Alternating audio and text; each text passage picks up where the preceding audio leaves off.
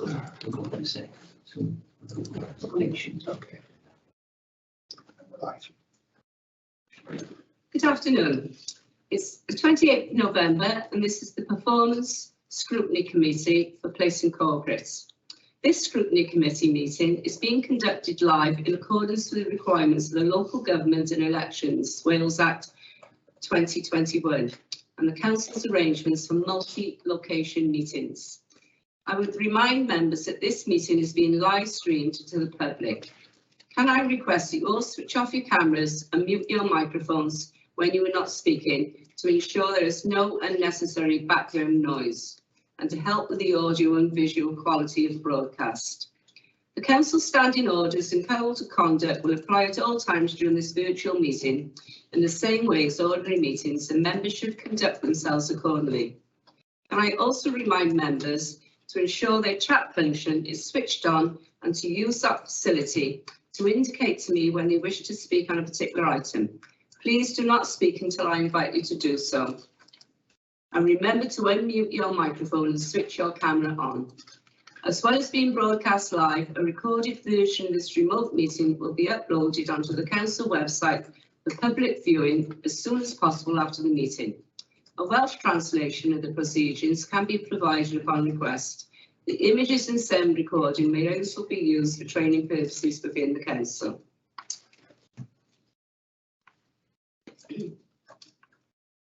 Can I ask the councillors to introduce themselves to the camera? Kate Thomas, Councillor for Stonehill. Councillor Chris Rees, Council for Rochestone North. Councillor John Harris, Councillor for Grind. Councillor Bev Perkins, Councillor for Gare Maze Grass. Would the councillors that's on virtual like to introduce themselves? Councillor Debbie Harvey, Cabinet Member for Wellbeing, and I've forgotten the other one, Communities. I do apologise, for Wellbeing and Communities. Councillor Mark Howells, Independent Councillor for Liswerry.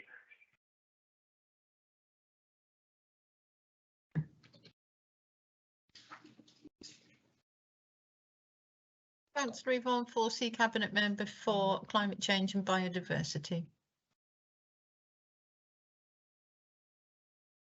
Councillor Saeed Adan, Pwyllgor Ward. Councillor John Reynolds, Councillor for Rochestone West. Thank you all. I'd like to start on the agenda.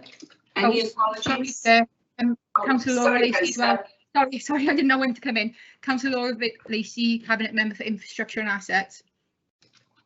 Thank you all. Right, I'd like to start on the agenda.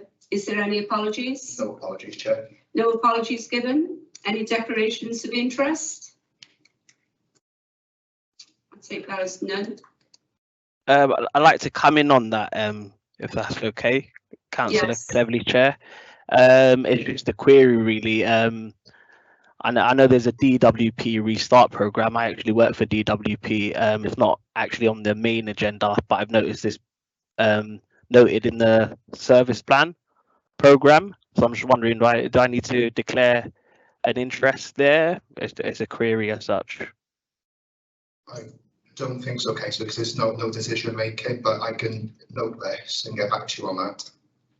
Okay, then, thank you. Thank you, Councillor. Right, minutes of the previous meeting held on the 25th of July 22. Any matters arising, please? On page 3. Page 4. Page 5. Page 6. Page 7. Okay. Yes, Councillor Briggs. Two questions on page 7. Members were asked about acronyms and we asked if there was glossary available to explain them, and the glossary was noted for useful for future reports, which we haven't received anything as yet.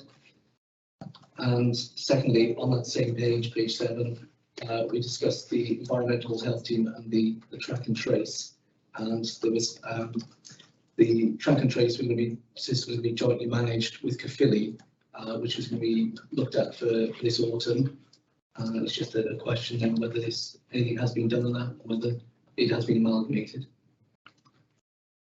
I can chase that, the acronyms, so an update like the track and trace as well. Okay, thank you. Thank you. Page 8. Page 9. Page 10. 11.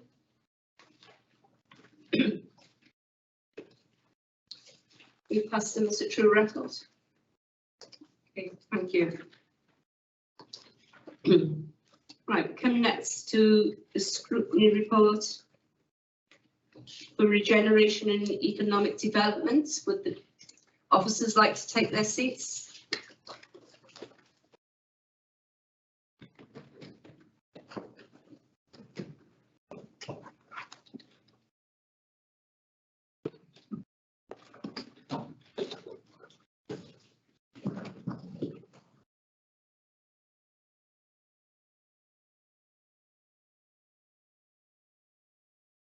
Who would like to give an opening first?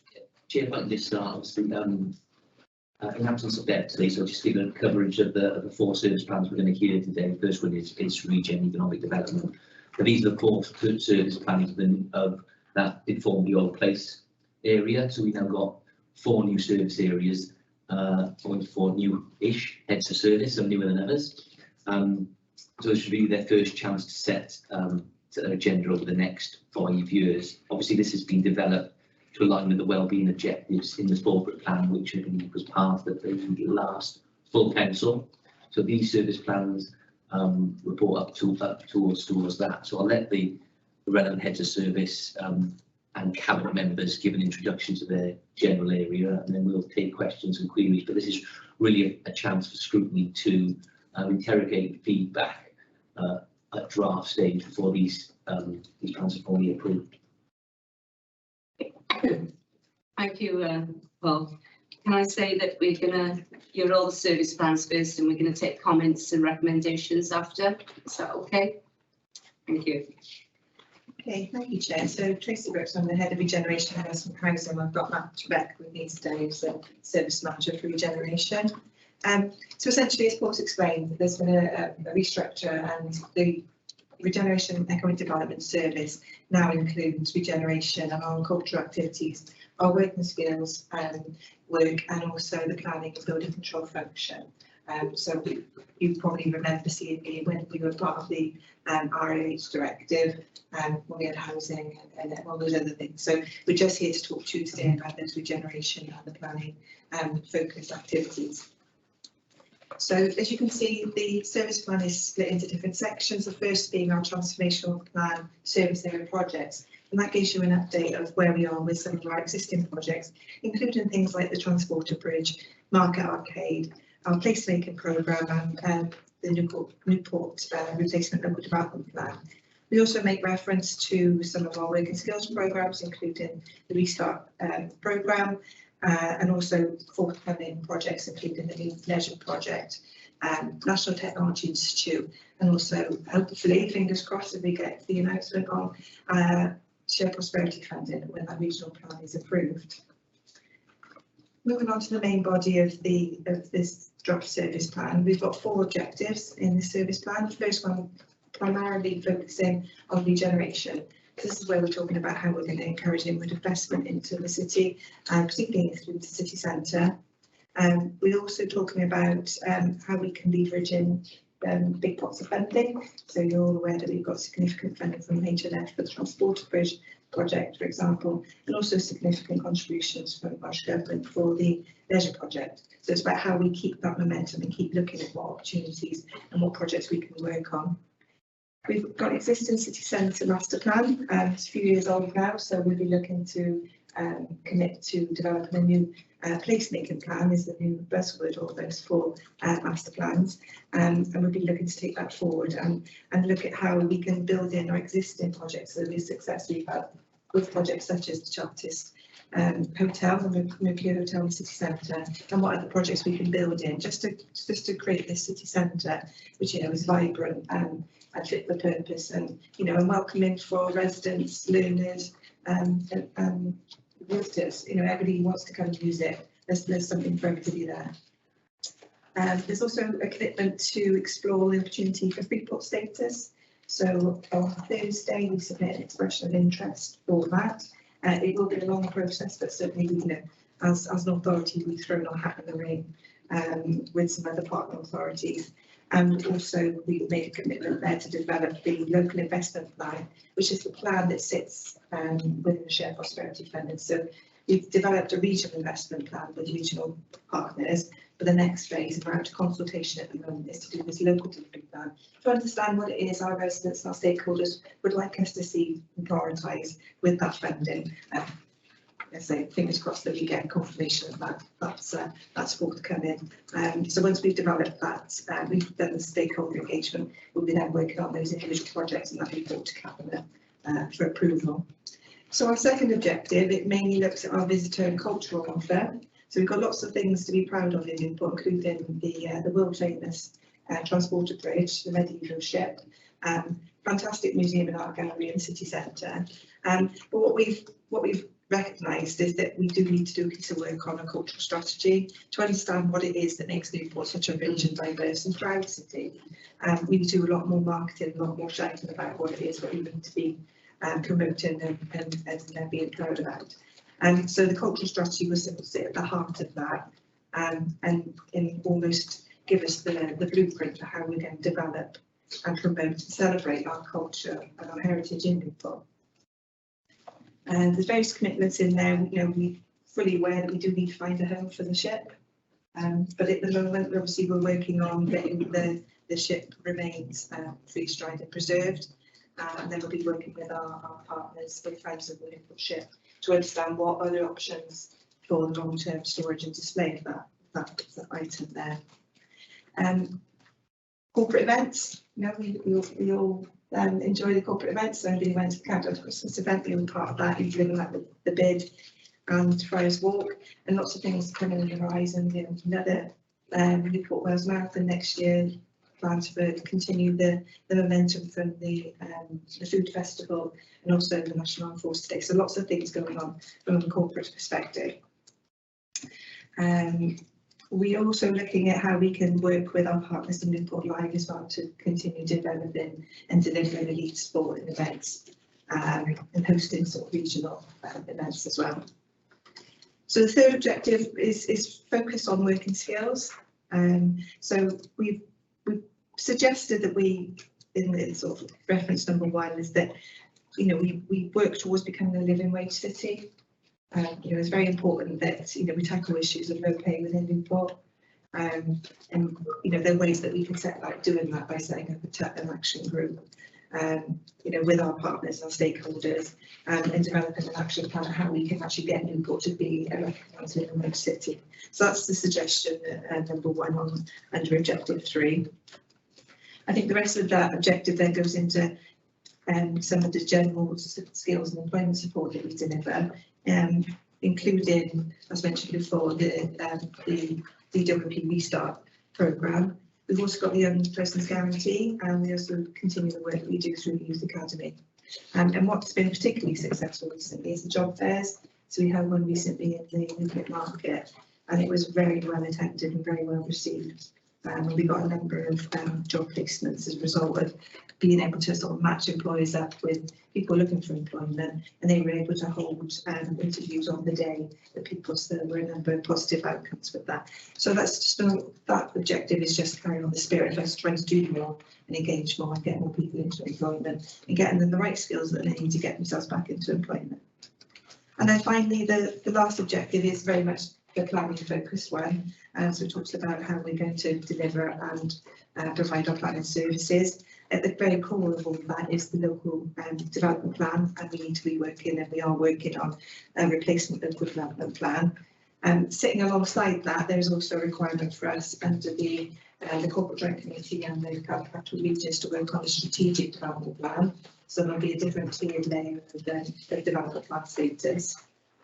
We're also obviously committed to developing good quality schemes. So applications that come forward to planning committee or we deal with delegated powers. We're always trying to make sure that the best possible scheme and deliver the best outcome for everybody. But also not shying away from using our enforcement powers where necessary to address unauthorised development. And certainly we've got an initiative regarding empty properties, particularly long-standing commercial empty properties, where we are working very hard at trying to encourage and engage these landowners in trying to bring these properties back into use. I think then finally on that objective, we're just committing to looking at how we can deliver sustainable development and show climate resilience, and all links back into the climate change plan.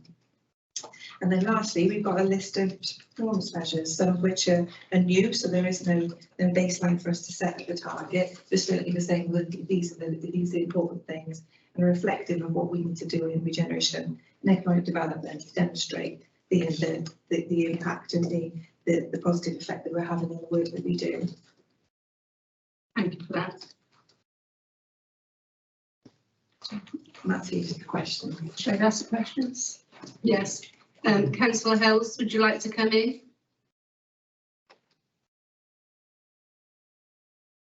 Yeah, thank you, Chair. Hi, Tracy. I'll address the questions through the Chair.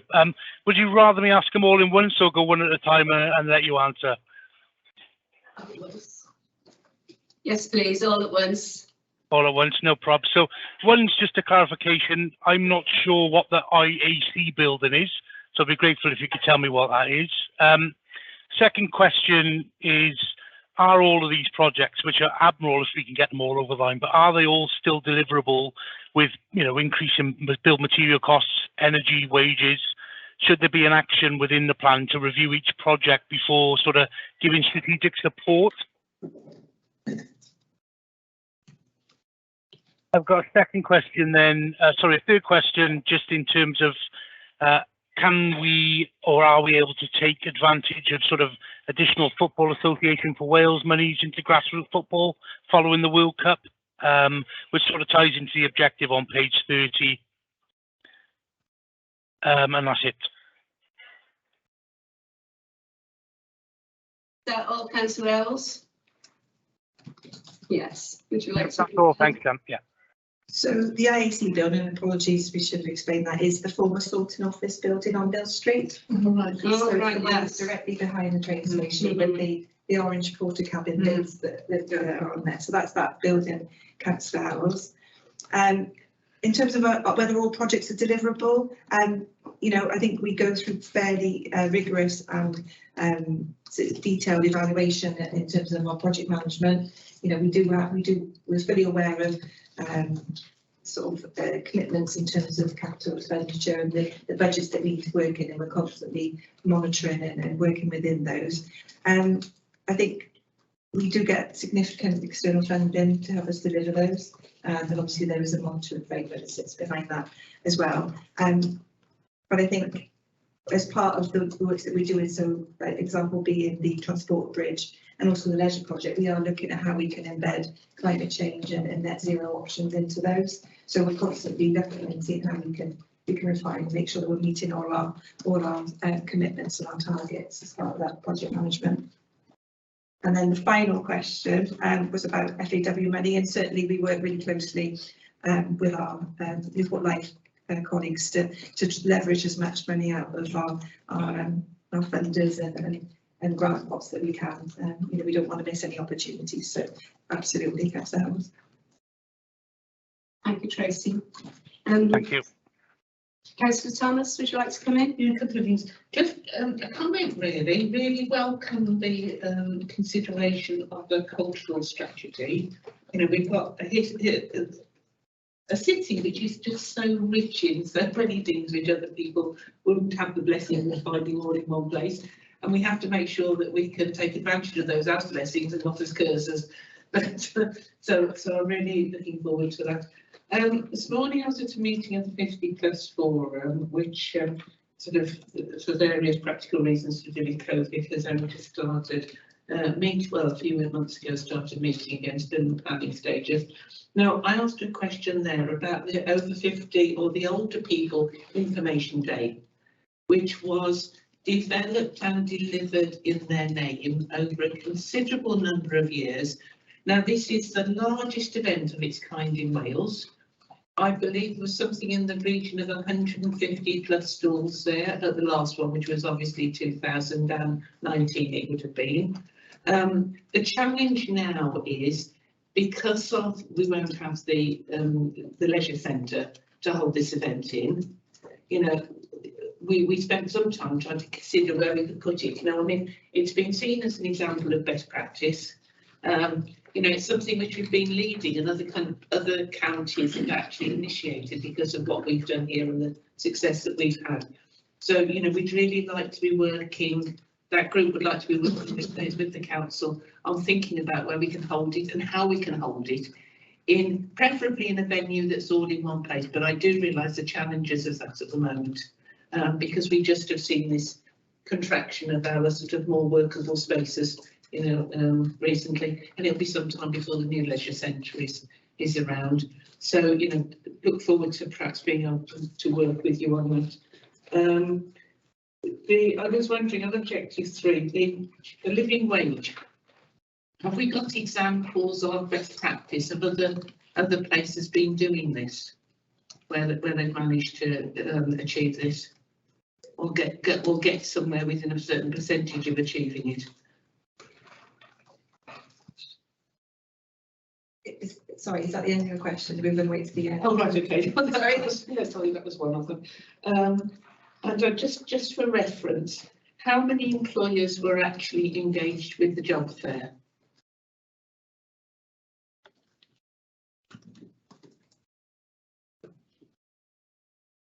And you mentioned the bringing, you know, certainly as Councillor for Stowe, I really welcome any initiative that brings back empty and dilapidated properties into some sort of useful state. Now, we've had an interesting project down the far end of my ward, Gilligan's Island down there a few years ago, where some money was obtained. I think some of it was some sort of funding on one side of the road in Pill, but we certainly had stuff on the other side as well, which was dilapidated commercial properties, where I think there was so much funding from the Welsh Government, where the outside of the properties were reinstated with Welsh Government money, but the inside were then offered as residential accommodation. And that worked out very well because it improved the visual appearance of that end of town completely. And when you mentioned this, I just wondered, what are you looking at now? Are you looking at, you mentioned commercial properties which were run down. Are you looking about bringing them back for residential accommodation, or actually encouraging the development of commercial uses within them? Thank you. Okay. We're taking in slightly reverse order, if that's right, because I think Matt's going to probably advise you on the living wage and the job fair questions. But essentially, in terms of the empty properties, this is the group that I chair. You know, we've got a number of empty properties and problem properties across the city, so we've taken sort of a top 10 approach to some of the sort of the worst and most prominent empty and concerning properties. Part of the issue is that the people that own the properties are absent and they've got no interest in doing anything with them. So we're trying to look at what levers we've got to try and force them to invest in it and to sort of bring the property back up to a decent state of repair. The issues we've got is encouraging them to use them. So that's, you know, we can make them look better, but the issues we've got is trying to encourage them to use it. So we are working with partners, you know, including ourselves and other partners, including and some private operators who were trying to sort of almost come in off the back of us, making that engagement to say, look, we're willing to work with you to bring these properties back into use, because there is no point in us making sure they look okay and then, you know, the appearance is improved, they're still going to lie empty, because that's a complete waste of a building and an asset. So that's part of the challenge, is we can't force them to bring them. No, but I think maybe there's more opportunities if they look good. Absolutely, if you're investing in it, you're going to want it to, exactly, you're not going to waste your money, but you'd be surprised to some of the people that we deal with. Councillor. Just to add now, councillors, I was project manager for that scheme on Billings Island a number of years back.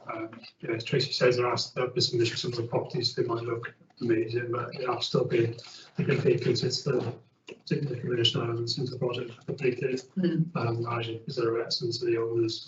Unfortunately, some of the refurbished properties and their expectations in the rent and stuff that can command people, those are what. But those both not the so we've got to address science and lower voice of grant conditions, but the result of the mention is we do still have sort of a similar funding that's available in the Welsh Government. There's a large number of strategic projects at the moment, like the training, information station, development, or concentrated in the that's it's been granted by Welsh Government as a place to be. So we can do a number of things. So mentioned, sort of visual flexible shops, commercial premises, etc. It's already available in that area at the top of town around High Street, Bridge Street, etc. Just like out to the market and updates and strategic projects here. So that scheme is there's a successor scheme to that project, but it's focused on different locations in the city at the moment. So still within the world option. Did you mention about the living wage? No, we're going to come on to that. Thank you. Go in reverse order, as Tracy said, sorry, just to pick on the point around the jobs fair, just to confirm there were 60 employers and partners, so all the private sector, some of them obviously public sector as well, for 60 employers and partners, and 400 job seekers attending the event, so the coverage is really good. And I think just to sort of linking back to your point about the over 50s event, having that really high quality destination in the city centre is available to host not just obviously private functions, weddings and whatever, but events of this nature. Yeah. Just coming to the event, a different experience for people want to come to that event. It's not sort of an add-on or held in it, sort of lower quality venue being held there. Well, I think that's helpful as well. Yeah, that information day actually rates with the other high, the other prominent events that we hold in the city centre, like the food event, the Christmas lights. It's up in that sort of area of bringing people into the city centre and actually, getting Newport's reputation built as well through organising that sort of thing. Yes, good point. Yes, we take Councillor Riggs next, then after him, Councillor Linton and Councillor Reynolds. Chair, if it's acceptable, I've got a kind of first glance. These individually, they are probably short fire answers. Let's ask all together. Would that be better? Yes. They might not remember. I've got 6 or 8 questions to ask. That's why okay. It's acceptable. If you want to answer them, that's okay. Yes, fine. As quick as I can. Okay, referring back to page 24 to start off. We've got a project on there for the development of a new training qualifications facility within the city centre. Is this going to be linked in with the university, or is this a separate site facility altogether you're looking at? So this is part of our Levelling Up Round 2 funding bid. We should be hearing from the outcome of that during December, hopefully. But this would sit alongside USW and Colin Gwen, so it wouldn't be part of their offer, but it's certainly not competing with our offer either. So we have engaged with those partners in the development of this facility. Okay, staying on page 24. It makes reference to obviously the Levelling Up Fund, and it's a fund. It's a fund that's called Multiply, and the Newport's allocation is just over 27 million for core spend. Can you just expand on that with 27 million? What it's actually for?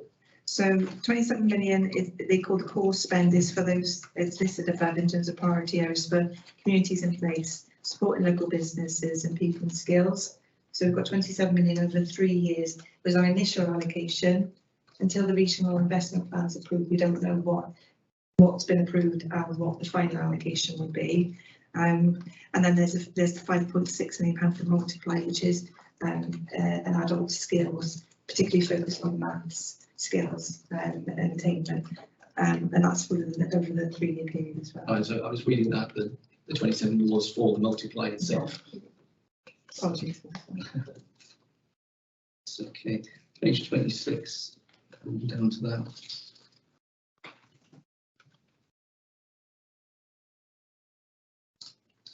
Just clarify what funding we've secured to date since 2019. If you look at point number 2, but secure funding from sources such as targeted regeneration and investment.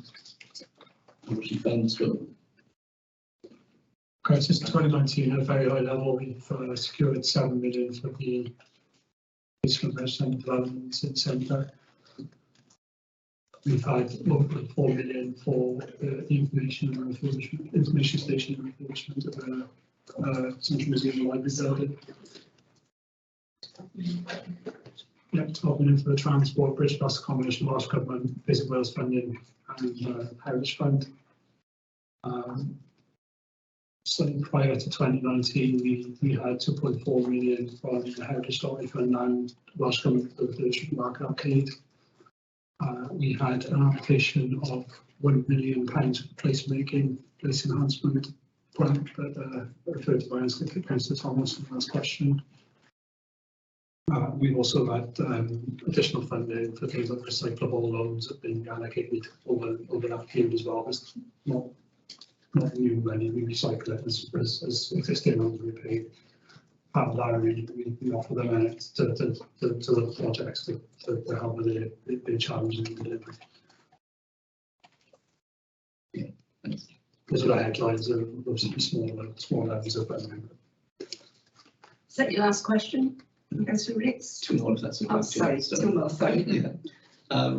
Page 31, I think we've gone to the, we touched on earlier the living wage. So that's obviously going to make the city a living wage city. To work together with communities and businesses. Now, how is this going to be coordinated? Because I'm a business owner myself, and if you come to me as a council and say you have to pay a living wage, I'm going to say no, I'm not. So how is this actually going to be coordinated, and what? How do you feel? How does the council feel it can try and get business to sign up to the living wage? Partly, I think our approach is going to be through the report offer group in particular, setting an example through the partners on the public service board. We recognise the challenges for business, particularly in terms of the erosion of lower grade positions on the structure, and sort of by paying the rates goes on the lowest rungs and levels in the organisational structure, they end up with a federal wage those or perhaps supervisors, etc. So we recognise the challenges for businesses that have public sector organisations who have an erosion of the salary structure, and what that does to potentially to opportunities within the organisations to move on to new employment and gain more qualification, rather almost like disincentivises that by removing that and natural sort of profession to the organisation. I think we do recognise it's going to be a challenge because it's going to be difficult for some employers to be able to honour that. But just because it's difficult doesn't mean to say we shouldn't do it. Making sure that people, we're tackling the issues of low pay and people is really important to us and our residents. So, we should be at least trying to take steps to get as many businesses and employers on board as we can. From my perspective, we're all that anyway, so it wouldn't affect us, but it's just interesting to find out the coordination behind that and how you've actually taken it, how the city council would possibly come to me and say, this is what we're trying to do.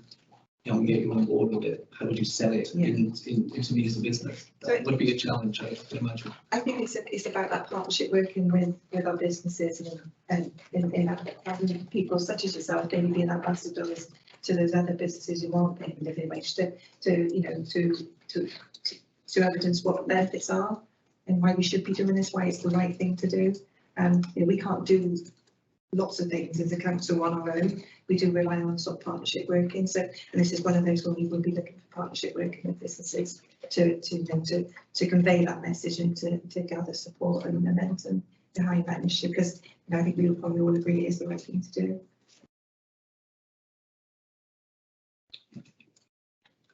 Last question, Jim. Page 35, just a numbers check.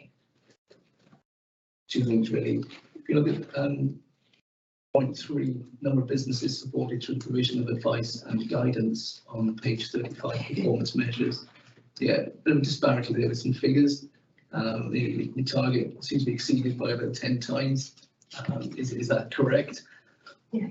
Fantastic, well done. Then why is the target for next year still only 400? It's a reflection of the huge influx of inquiries we had through the COVID period, in particular with the business reporting and all the paying discretionary grants to self-employed and small businesses. So we had an exponential increase in the number of inquiries and the help we gave the businesses over that period. We access the funding or we signposted them elsewhere. So that was the level of inquiries we were taking as a team in that period. Credit to the officers that they managed to sort of point all those people in the right direction and find the majority of them how they require in that challenging time.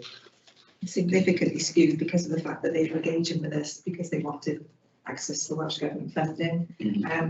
You know, ordinarily in terms of new businesses or expanding businesses, we generally deal with 350 to 400 inquiries a year. We aim to provide that bespoke support to that kind of businesses. So we've just gone back to what we usually do. Okay. Given that, then why are in some of the cases with the performance measures is more of a general question. Then there's no increase from this year to next year. Should we not be, as a council, looking to build and improve anyway? And as you say, those figures there were skewed.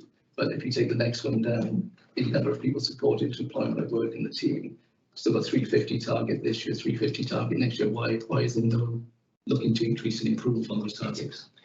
So we did think really carefully about that, and our suggestion was we keep it the same because knowing how we're going, how difficult cost of living crisis is, and there being less jobs and less businesses out there, we were concerned that we wouldn't be able to support so many people into employment because there just aren't the jobs out there. So it was a bit, let's just hold our position for a year and then see how we ride out this recession and cost of living crisis. We don't want to be coming back to you next year saying we woefully not achieve this target because there's just not the jobs out there.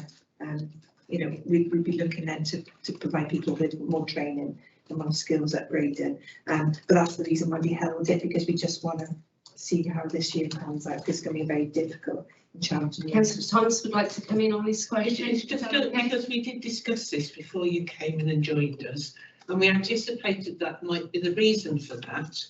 But this is perhaps the downside of things where you're making plans for several years ahead, because we live in we're in a very dynamic situation here with the cost of living crisis. You know, it's a bit weird. We didn't foresee this when we went into COVID, that we'd actually have, we've had this situation when there's so many vacancies in job vacancies now. So it would, I think the way we were thinking is probably, doesn't that target need to be raised to cover so that you have that resource set aside in terms of people who are able to give that advice?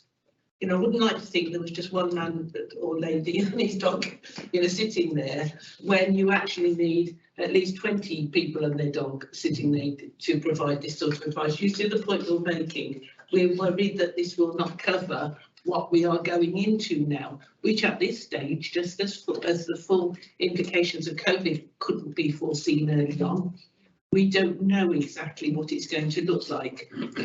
Just to say on this and on the targets, this is partly for this committee to feedback, and if they don't feel targets are right, we think that as one of your recommendations, and you'll see that across the service plans. So this is the draft, this is what we're in, but that's you have to take on board your views.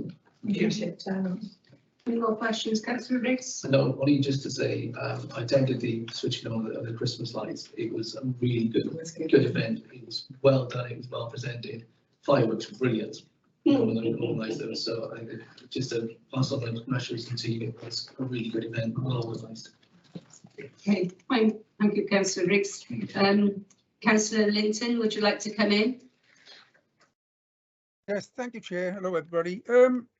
Regarding the apprenticeships and the college, the future now, what you're proposing, what are we doing to encourage for apprenticeships for the solar panels, ground source heat pump apprenticeships and the like, and EWI apprentices for carrying out these new innovations that Welsh Assembly are pushing for? Because I do notice there are some up the valleys, but what are we going to be doing to attract these apprenticeships in Newport? Yes, carry on. So this is one of the things we're hoping to support, where we've noted the shared prosperity fund within the community's theme of that funding. This is one of the priorities suggested by the UK government.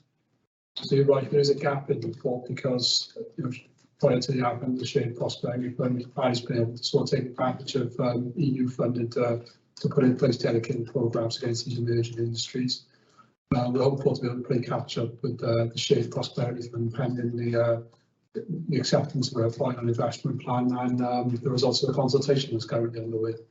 But I'll say that building skills in that area is certainly one of the priorities that's identified within the scope of that funding.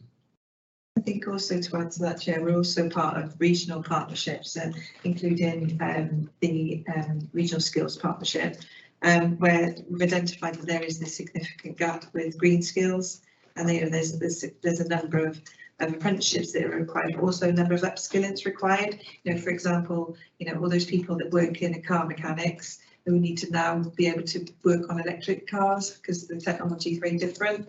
So that's something we are working with our FE and colleagues, colleague Gwen, for example, on how we can bridge that gap and offer the training and support that's required to meet that skills gap in the future. But you're spot on there, Councillor, that's already identified as an issue, but we are working on that collectively with partners.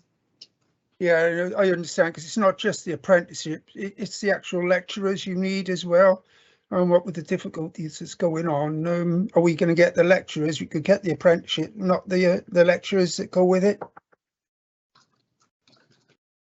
Yeah, I think there has been a slight shift in our favour, and from our respectful councillor, with COVID, we know that change has gone through the education sector in terms of being able to access good quality lectures elsewhere online. We're not restricted to the local labour pool in terms of accessing people with the right accreditations that can pass our knowledge on.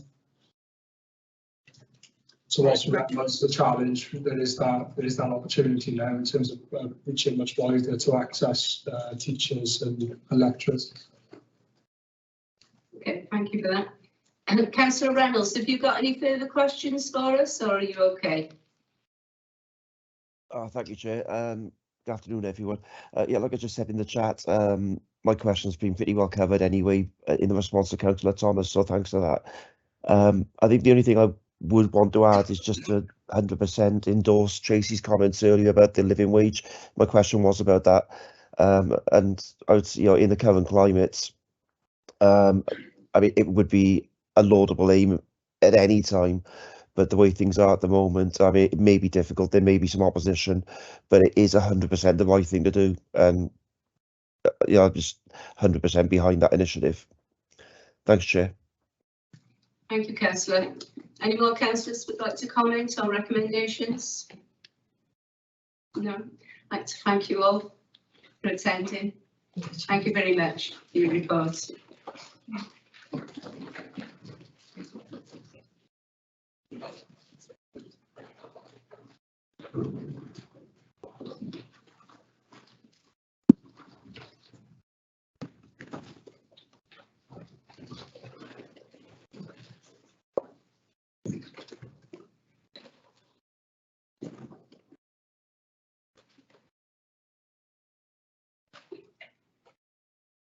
Afternoon. Would you like to give an overview? Well, our cabinet member is attending the meeting, so I don't know if she would like to make an introduction, please. Councillor Forsey. Councillor Forsey, would you like to give an overview? At least for her bit, because it's shared, but Councillor Clark is not attending tonight, so.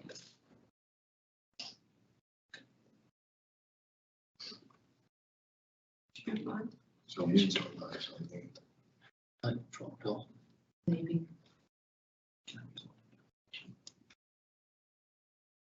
Yeah, I think she got that. Carry on, children. Yeah. I remember to come back in later if she. Okay.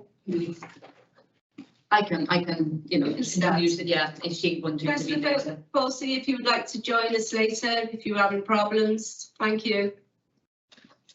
Right, so as you know, it was explained before, as part of our restructure, there's been, you know, a complete overhaul of the service plans. The environment and public protection area is new, although obviously it includes some of the different actions that were being delivered before under different plans. So it's a bit of a amalgamation of things.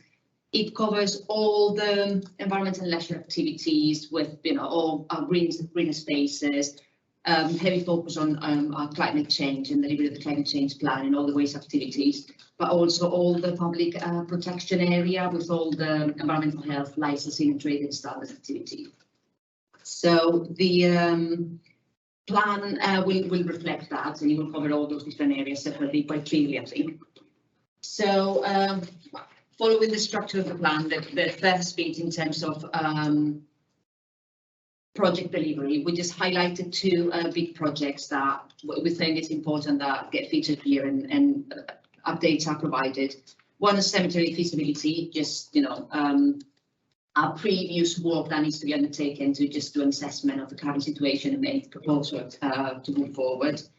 And then a program to make improvements to clear the current backlog on the parks and play areas and improvements to our cemeteries.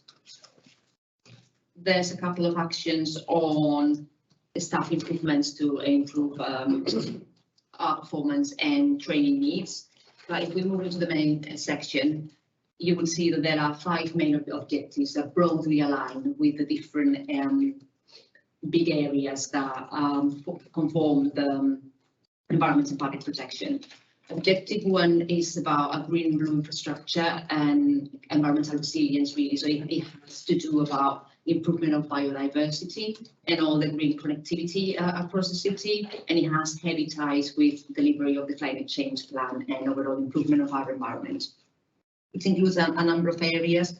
You will see that climate change features more or less in all different actions, one way or the other, and different objectives, sorry, although there's one specific climate change later. But the green and blue infrastructure is quite important in terms of our delivery for the climate change plan.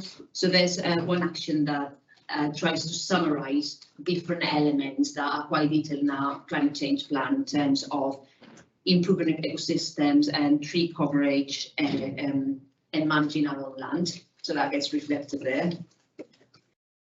We have an action around improvement of some of our big recreational areas such as Tredegar Park or the canal, which are in a sense a continuation of previous work that has been done. There's also information around our sports and delivery of a sports strategy and improving our in-house facilities for promoting sports, assessment of areas for development of pocket parks, heavy emphasis on community asset transfer to try and work with our communities for them to manage some of our facilities, work with volunteers to help us deliver on countryside sites and improvement of areas for enjoyment, and again enhance biodiversity. Objective number 2 is focused on waste and recycling, improving overall recycling performance, and also contribution to our net zero carbon goals. And it's okay. Oh, sorry. Oh, she's here now. And it's focused on increased recycling based on our own activities or our own collections and recycling centres, and the proposals we have for our continued way towards performance, and also another section around what we call beyond recycling, in line with what's government current strategy to try and incentivise repair and reuse activities, initiatives and networks. And help others who are doing the same across Newport. There's a whole action around businesses that goes beyond our own activity to collect commercial waste, trying to engage with businesses and trying to make them aware of, what requirements they need to meet, what opportunities there may be out there for them, how they can be more sustainable, etc. Another action around issues with waste management, poor behaviour, issues with fly tipping, littering, action against fly tipping and community cohesion really. So there's heavy focus here on working with partners and volunteers as well. And a wider action around, embedding these in our way of thinking and leading with example. Moving on to objective number 3, this is part of the public protection world, and all the different activities have been split into 2 core elements. The first one, objective 3, more focused on actions that impact on individuals, residents, whereas the objective 4 will be more oriented towards businesses and working with businesses. So objective number 3 includes a range of wide different measures, such as improvement of air quality and air quality monitoring, getting ahead with our action, air quality action plan, and continue the groups with our work with our air quality groups, etc. Other activities, such as, for instance, renewing the PSP or MES glass that expire needs to be renewed. Activities that have to do with unsafe products or products like illegal tobacco and improved, situation for our residents, and introduction of some of the measures from the Public Health Waste Act. Also, the changes in legislation that have to do with the need to review a local toilet strategy or implementing changes linked to the Renting Homes Waste Act. Reviewing and continuing with the work of a HMO licensing scheme in place, and also, which is something new that we started doing quite recently, obviously, it's the support work that the team will do for properties to host Ukrainian refugees coming to Newport. Then objective number 4, focus more on compliance and businesses, includes delivering the licensing and compliance work that we do for all our businesses in Newport, control of illegal value products and links with counterfeit networks or counterfeit products networks that are in Newport, intervention for safeguarding and avoiding fraud for residents. There's a whole range of activities linked to our dogs home, our kennels here in Newport, and also all the activities linked to inspections in animal health, and also improve compliance with, we have a lot of instances of illegal dog breeding in Newport, so there's a whole program focused on that. We have the Regional Enforcement Intelligence Program that, there's a team based in Newport, but they do cross-border functions and, cases that go beyond our remit, but, they're quite high level and important. So overall reduction of criminality across Wales, really, and sometimes England. Whole range of activities we do to comply with requirements of the Food Standard Agency, both in terms of food hygiene and also food standards in terms of composition of food being used and allergies, etc. And regulation and compliance work around that. A review of our enforcement policies to ensure that all our licenses are kept as they should, and having a proper enforcement background to ensure compliance. There's a big effort going into restart and paid for advice, because this is something that had to be stopped during the COVID year. So it's kind of almost restarting support program that we have to ensure that we don't get to non-compliances, that people get enough support to ensure that they keep doing the things as they should be done. Financial investigations onto money laundering and prevention of crime from the financial side. quite important, we've included this for visibility.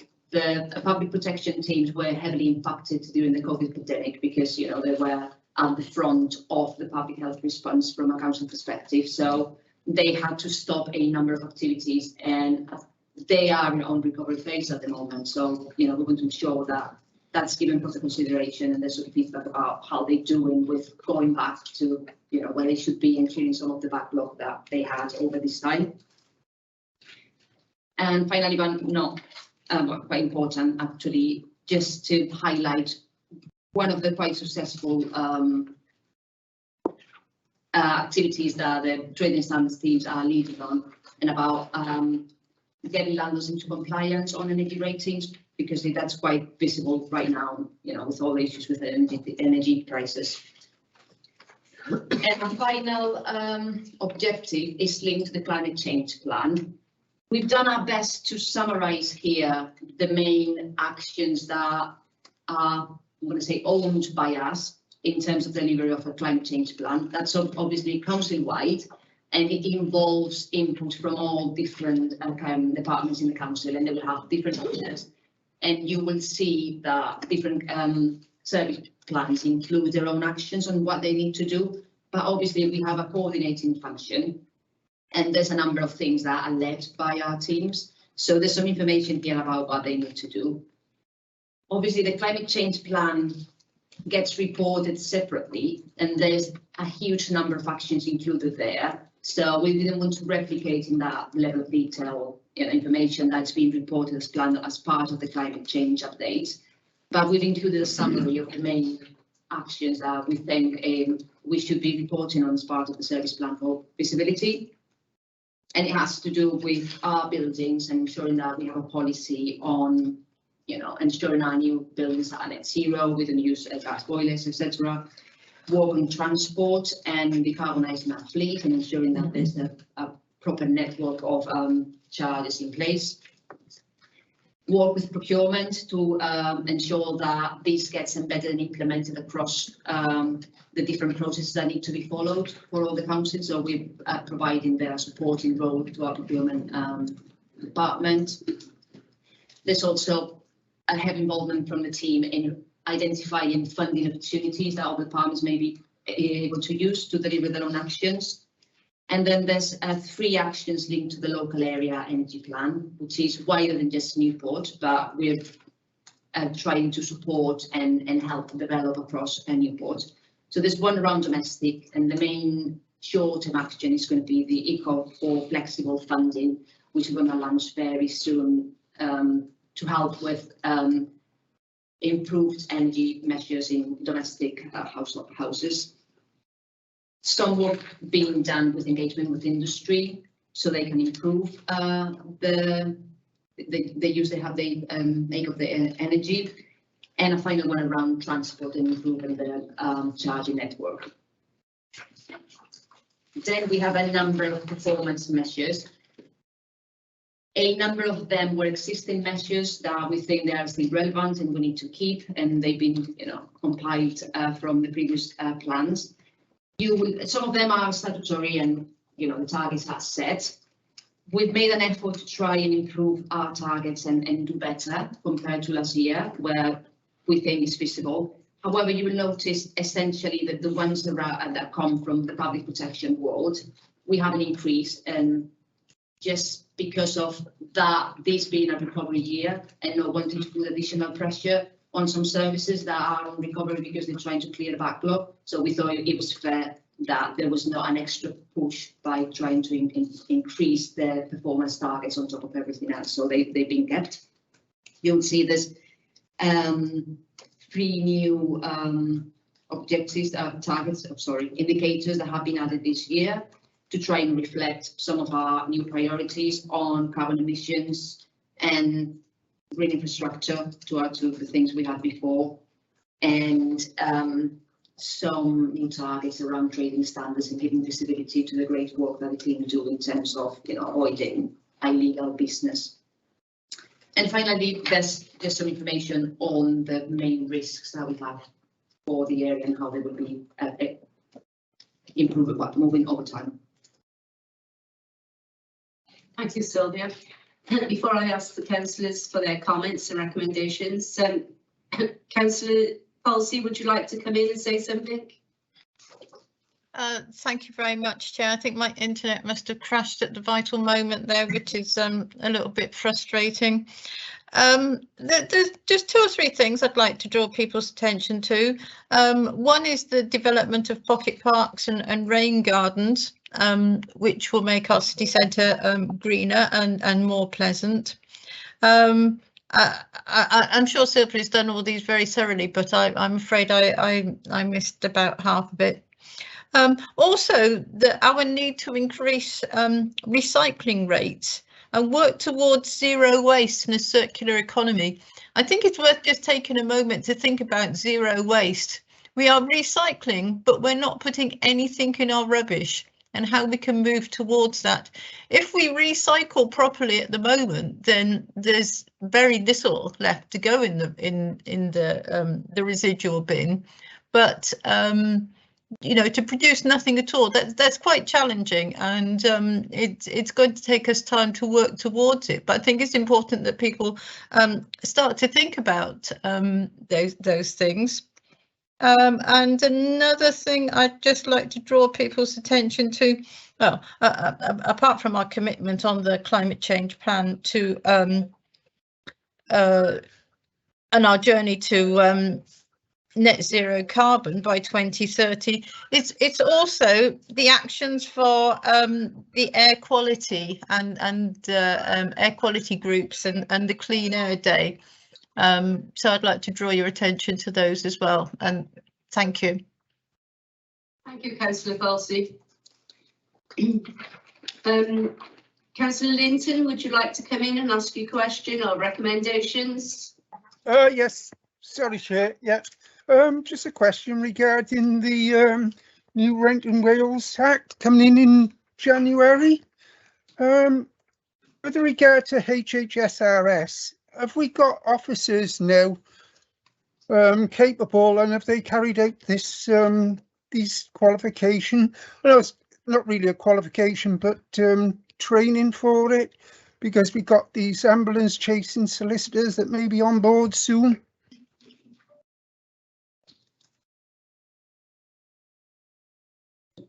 I'm not sure, because, you know, the involvement from my area comes from, you know, we do inspections on properties, you know, the Environmental Health Department, they do inspections on properties to ensure that they meet the requirements and do engagement with landlord. Obviously, we may be, you know, putting some properties ourselves out there.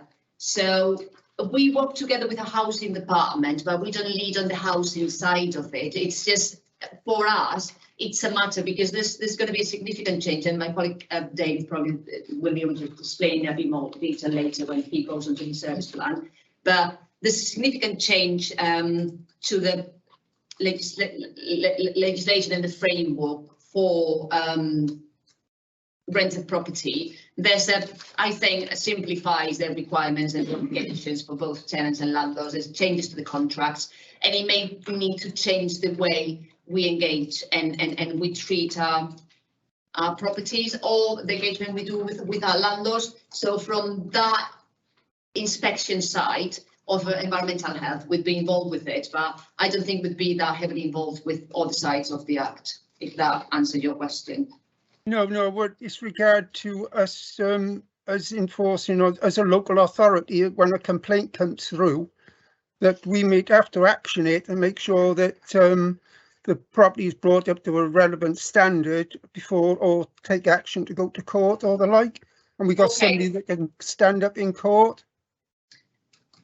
I'm not sure what that qualification is exactly, because we have qualified environmental health officers doing all our checks in terms of the inspection, the properties we need to inspect.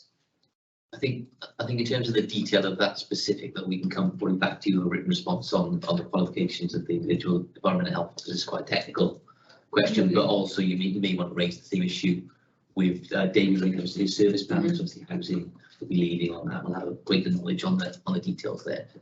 Okay, Councillor Linton, you happy with that response? Yes. Yes, yeah, if I could just have that back. Any other councillors like to comment, or Councillor Thomas? Thank you. Yeah, just this mention, I've made a point in this of, you know, clearly there's quite a high level of particularly HMOs in Stonehill. We've got the highest concentration in the whole of the city. There's many aspects of that which we are feeling increasingly uncomfortable about through that process. I'd like to ask you if the inspections have resumed on HMOs, because we're aware of landlords who were doing inspections through the COVID time, through lockdown. Obviously nothing was going on then.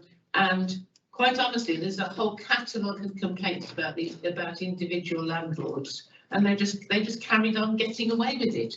You know, they make no effort to address the antisocial behaviour, or sometimes the ignorance of their tenants in understanding recycling and things like this. And it's really important to the neighbours in residential districts, you know, that these sorts of things are addressed. So, you know, we'd like to see assurance that, you know, more thought is being put into this, and new thinking, and perhaps an action plan can be devised about this, or is added into an action plan elsewhere. Now, one of the things is we've got Rent Smart Wells, which obviously was established by Welsh Government. Now, I'm not actually sure that we use that appropriately to report in our miscreant landlords. And I think it's really important, you know, Welsh Government has set this up. You know, there are comments about Welsh Government perhaps not using that to be the teeth that it could be. And whether they're just waiting for then, you know, for the implementation of the 2016 Rental Wales Act, I don't know, but they need to get on with this, because this is going to be something which we've become increasingly aware of with the vulnerability of our tenants through the cost of living crisis at the moment. So I would really like to see us putting serious thought into this. I've had frequent requests about our officers having to go out and clear awfulness of fly tipping, which seems to be coming from rented properties. I can give you details of address, which it seems to be the most frequent, just persistent offenders. I don't know how often their tenants will change, but every time they change, which seems to be on a fortnightly basis, there's a whole load of rubbish out on the street in a, you know, on a pavement area. It's costing the council an inordinate amount of money. And it would be great if I can make a suggestion that we actually allocate a resource here of officers to go around and actually educate tenants. Unfortunately, you know, it is tenants, it is in rental properties predominantly. And perhaps we could see something there that would improve the situation, not just for the well-being, you know, and community cohesion within individual streets, but, you know, it must make the decent tenants in properties really unhappy, and it makes neighbouring properties really unhappy as well. So, you know, I thank you for letting me bring those up. You know, if we could make some, you know, something go forward on that, it would be really, really good. Thank you.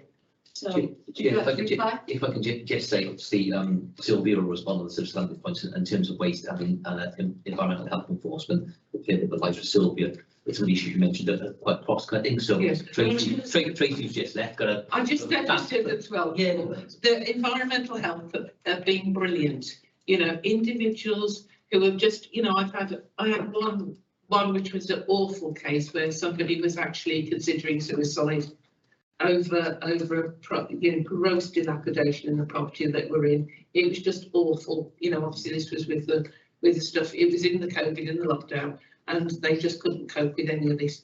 And the environmental health team stepped in, and they were just fabulous. So, you know, I wouldn't criticise them for a moment, but I mean, I realised we lost so many officers to go off and do other things.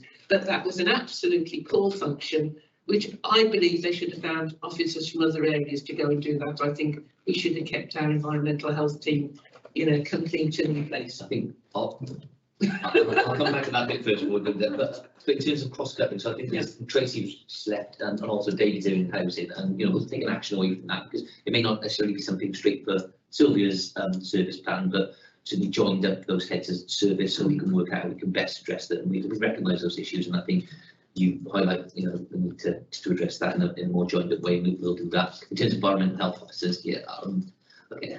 Some of the things that they were having to be diverted to, they were the only people who were trained. So a lot of work that went on in COVID behind the scenes actually required properly trained officers, and so yeah, there was huge demand on that area over the time, not just for the bread and butter of track and trace, but also for ensuring the regulations were enforced. So yeah, it is challenging, and there is a backlog. You know, things that we see, you know, food health checks at businesses. You know, there's a lot of work to do, and so that pause has cost us the same impact on every other authority. So it'll take a while for us to get back on track, but we will get there. So just to add on that, on the HMOs, yes, we have restarted, but obviously there's a massive backlog. I can't tell you right now how long it will take for us to clear it, but it is a priority for the Environmental Health Housing Department, and obviously updates on how they're doing it will be provided through the service plan. Our plan is to do a proper review of the scheme, and you know, coincidentally, the Environmental Health Manager and I were having a conversation the other day about rent smart ways and how we could maybe make a better use of the service. And that's something that we very much chase up some hard work. You know, that's something that we're very much considering. You know, I'd like to see this get better and more efficient, and especially, you know, we have so very little resources. It is so difficult to recruit environmental health officers right now. We have a number of vacant posts that, you know, it's impossible to really cover full time. So we're trying to come up with strategies to deal with that. All the things that come up, such as the Ukrainian refugees crisis, is put additional pressure on that team in terms of, you know, the inspection to houses, etc. So it's almost a perfect storm in terms of, you know, all the things you need to cover, and all of them are really important. So we are aware of the issues, we're trying to deal with them. And as Paul said, I think these very much will need a collective effort from different departments, and, you know, perhaps a different approach on how we've done it in the past. Really aware of issues with fly tipping and tenants. That's something that I suffered for years from the wayside. I know, you know, housing department has an issue. We just need to work better. We've done some brilliant work recently with registered social landlords. We had this scheme where, you know, they help fund an additional enforcement officer. We did a pilot with Newport homes. It worked really well because we've been doing a lot of engagement with tenants. The problems we had sometimes, because big social landlords, it may be easier, but you have them private landlords that may be more difficult to engage with. And we have, in some instances, very trained population. So we make a lot of efforts to get to know tenants, engage with them, and 6 months later they're gone. And there's so many people in, so it's like a constant battle. I realise, isn't it, because that is a problem in Stowe Hill, because we've got this churn. So that's the main problem, that once you've spoken to someone and they understand how the system works, they're gone, and then you have to start all over again. And we've done a lot of efforts in terms of, you know, producing very easy to understand visual leaflets that can be given, and, you know, I think landlords would need to work with us as well and take an active role in engagement with the tenants, because, you know, that could be issued with the rental agreements straight away, and some information added. So, and it is antisocial behaviour at the end of the day, and they do have a responsibility to address that with their tenants, don't they? And this is very much on our radar. I'm sorry, because I forgot something earlier. Just there was something here on page 51. I've got it down as, and there was the use of the word illegal. Just reading this, where that's right, yeah. Oh, that's it, yes. New illegal properties entering the market being monitored. Could I ask that word illegal is replaced by something else? Because it's not, we're not talking about, at this stage, we're not talking about criminal behaviour. We need a programme to make people realise, well, this again, it goes back to Rent Smart Wales, it's their obligation to publicise their programme. They brought in a law that all landlords should be registered with them. Yes. And then so it's down to them basically to make sure that it's understood fully. 100%. I was rereading the plan today before this meeting, and, you know, you read something 1,000 times and only, you know, sometimes you realise. And I picked up on that and I thought, you know, that word is not really very important. Or unregulated, it's illegal, is quite the right word. Absolutely right. No. Thank you for that. Thank you, Sylvia, for replying. I'm going to take Councillor Reeks next, then it's Councillor Howells, and then Councillor Aidan. Okay, thank you. I'll round these all up together if that's okay, Chair. Yes, please. It's easier for you. Okay. Firstly, in regards to the zero waste, Welsh Government obviously wants to aim for zero waste. Have we set a date for that? And then we got these performance indicators that would be set to try and work towards zero waste. You mentioned with the recycling and the waste that you're engaging with other local businesses. How are you doing that and how are you monitoring the response and what's coming back from them? You also mentioned that you're carrying out a business support program to involve paid for business advice. Again, as I referred to earlier with the University of South Wales, is this something that could be done in terms with them rather than trying to reinvent wheel? So looking to sort of save money, time and resources. Excuse me. We mentioned about the environmental health, and one of the points there on page 50.10, you've got it's a backlog of cases for environmental health and for trading standards. What's been done to monitor this backlog, to try and work through this backlog and to make sure somebody's got a handle on what's actually been done rather than just saying it's a backlog, and there we go.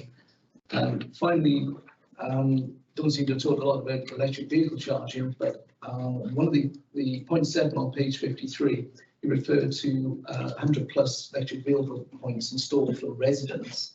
Is that private homes or in public places and car parks? Where I just want clarification of where these 100 plus charging points have actually been installed. Okay, right. So if I go through. I was just going to say, in terms of the target, Welsh Government's target is 2050 is the drop dead date. That's but there's intermittent targets, and it's a ladder that we progressively climb. So you'll see in the performance target section, it's one of the targets, and there are a number across all these service plans that are not targets to set up the statutory target. So in this one, it'll be 64 for next year, and then it's escalating, and it's 70 in a few years. It moves on upwards. So our aim as a council needs to be obviously both whenever the statutory targets are as we climb up those ladders. Okay, moving on to business engagement with businesses. That's something that we really want to give a push now, because there's changes to legislation. Up until now, there's been some specific projects, and we tried to do some engagement with city centre businesses through the Newport that didn't really progress as much as we would have liked, and we are doing monitors because we get a number of complaints about how bins are presented from businesses in the city centre, mainly because they can be obstructive, they don't look well. So we're trying to do an audit and assess the needs and the options for them as an immediate action now. However, we need to really improve things. We are in conversations with Welsh Government now because they want to, they've been talking about this for a while, but there's been constant delays, and to be honest with COVID, it doesn't really make a lot of sense. But changing legislation will mean that businesses will have to present all the waste segregated for collection, same as domestic properties. Up until now, they got away with not having to legally do it. So that's going to pose a significant change. And some of them risk non-compliance if they're not able to do it. So I think we need to be able to engage with them to give that information first, and also be in a position where we can offer our help if they want to use our services for that, especially around city centre. So the regulations, I think the plans, they will be approved later in autumn next year, although there will be a transition period until they come into full force. So it's mainly over the next year really that we should be developing these strategies and this engagement program with them. What more? The paid for advice? Yes, I agree. That's something that, as I said, the team were starting to develop and get better at, and then COVID hit. So they had to kind of leave that on the side, and they're very mindful that they want to improve this service, not only because of that's the way of being proactive and helping businesses, but also it kind of helps ourselves in a way, because the better businesses are with compliance, the less inspections you need to do, the less action you need to take when you do inspections, or we become more efficient. So that's something that we really need to improve on, and we're trying to think differently and see how we can do some days of the people we can work with to get things done, etc. Backlog, well, that's why we wanted this action included in the service plan. So there would be some proper scrutiny, monitoring and traceability of it. So the idea is that with the quarterly updates, there's some information on, what's the backlog, what's the plan. Some things like, for instance, there's identified backlog in food safety inspections and food hygiene rating inspections, and that's been managed by the Food Standards Agency. So there's a plan that says, okay, this is your backlog, and this is, different timelines for the different inspections that you need to comply with. So all that information will be fed back as part of the service plan. And finally, the charges that are mentioned to 1,000. That's linked to the local area energy plan, and that's the wider. It's not our public charges, it's the network charges that will be publicly available for people to use. So it's kind of a wider target than just the council's one, but we are trying to input into that. So that includes the ones the council provides. We've got some of our car parks that are Yes. here, some rapid charges on the here, but it also includes like BP, other energy providers are providing them, rather than the ones at people's houses themselves. Yes. So residents, as in anybody within. Anyone can, access to them, or rather than just Okay, just clarification on that. 'Cause I just wondered whether we're actually putting it into people's homes, etc. It will be over 100 already. Yes. Thank you. Sorry, Councillor Hughes, yes. Councillor Hells, would you like to come in, please? Thanks, Chair. Sorry, I did cut out for a short time during that sort of presentation, so I missed a little bit. So apologies if I've gone over anything. I think a few of us had some issues. Just a quick sort of question on page 48 initially. So the line 7 inspection of properties there. I wonder whether the environmental health teams inspect the properties that our housing team uses as temporary accommodation. I get lots of reports from local ward members who are in temporary accommodation about poor housing conditions within temporary accommodation. It may be something that needs to be picked up as part of David's action plan, so please, Paul, correct me if that's the case. I'll run through the other questions while you've got me then, if that's okay. Page 52 then, and our buildings. I know there's in terms of sort of climate change, but I just wonder whether, this is a 5-year plan, whether during that period we ought to be looking at a wider review of our buildings, given agile working. Do we need them all? Can we streamline them? Can we repurpose them? So is that something that's been considered and thought about? And again, apologies if I missed that point earlier. Just on the electric vehicle point then, and the transport sort of strategy, page 53, I guess. Are we considering sort of Hackney carriages in terms of decarbonisation and sort of moving to EVs?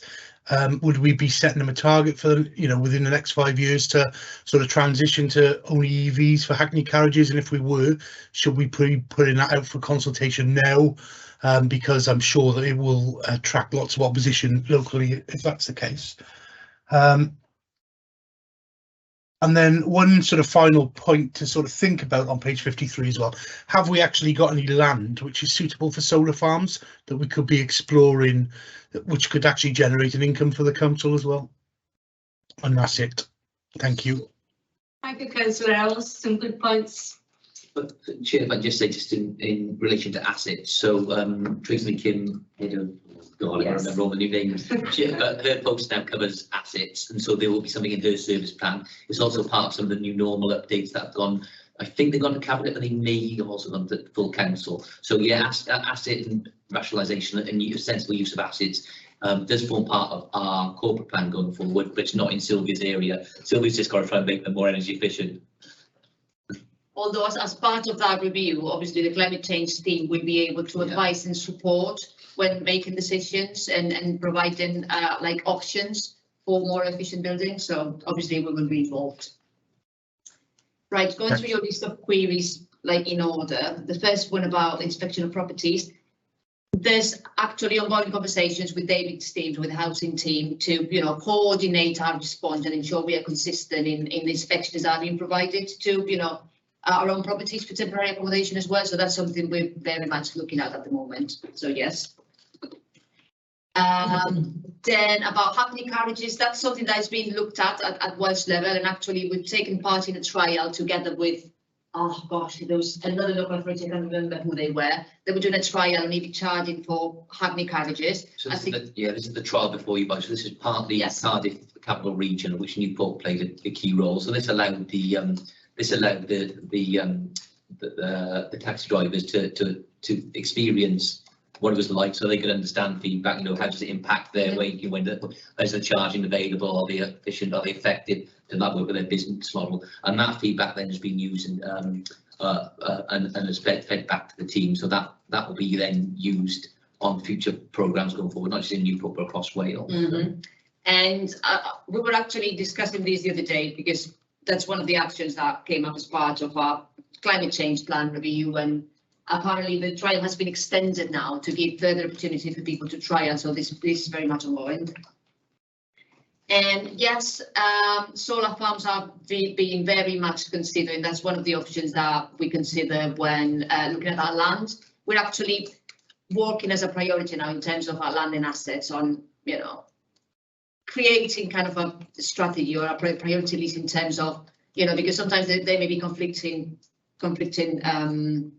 needs in terms of what users, and you know, from a maybe region perspective they will want to build some things, and then from an environmental perspective we may want to have solar farms. So it's about understanding what assets we have and what's the best use for them. But there are a number of projects that we have at the moment for our own land and trying to install solar farms in them.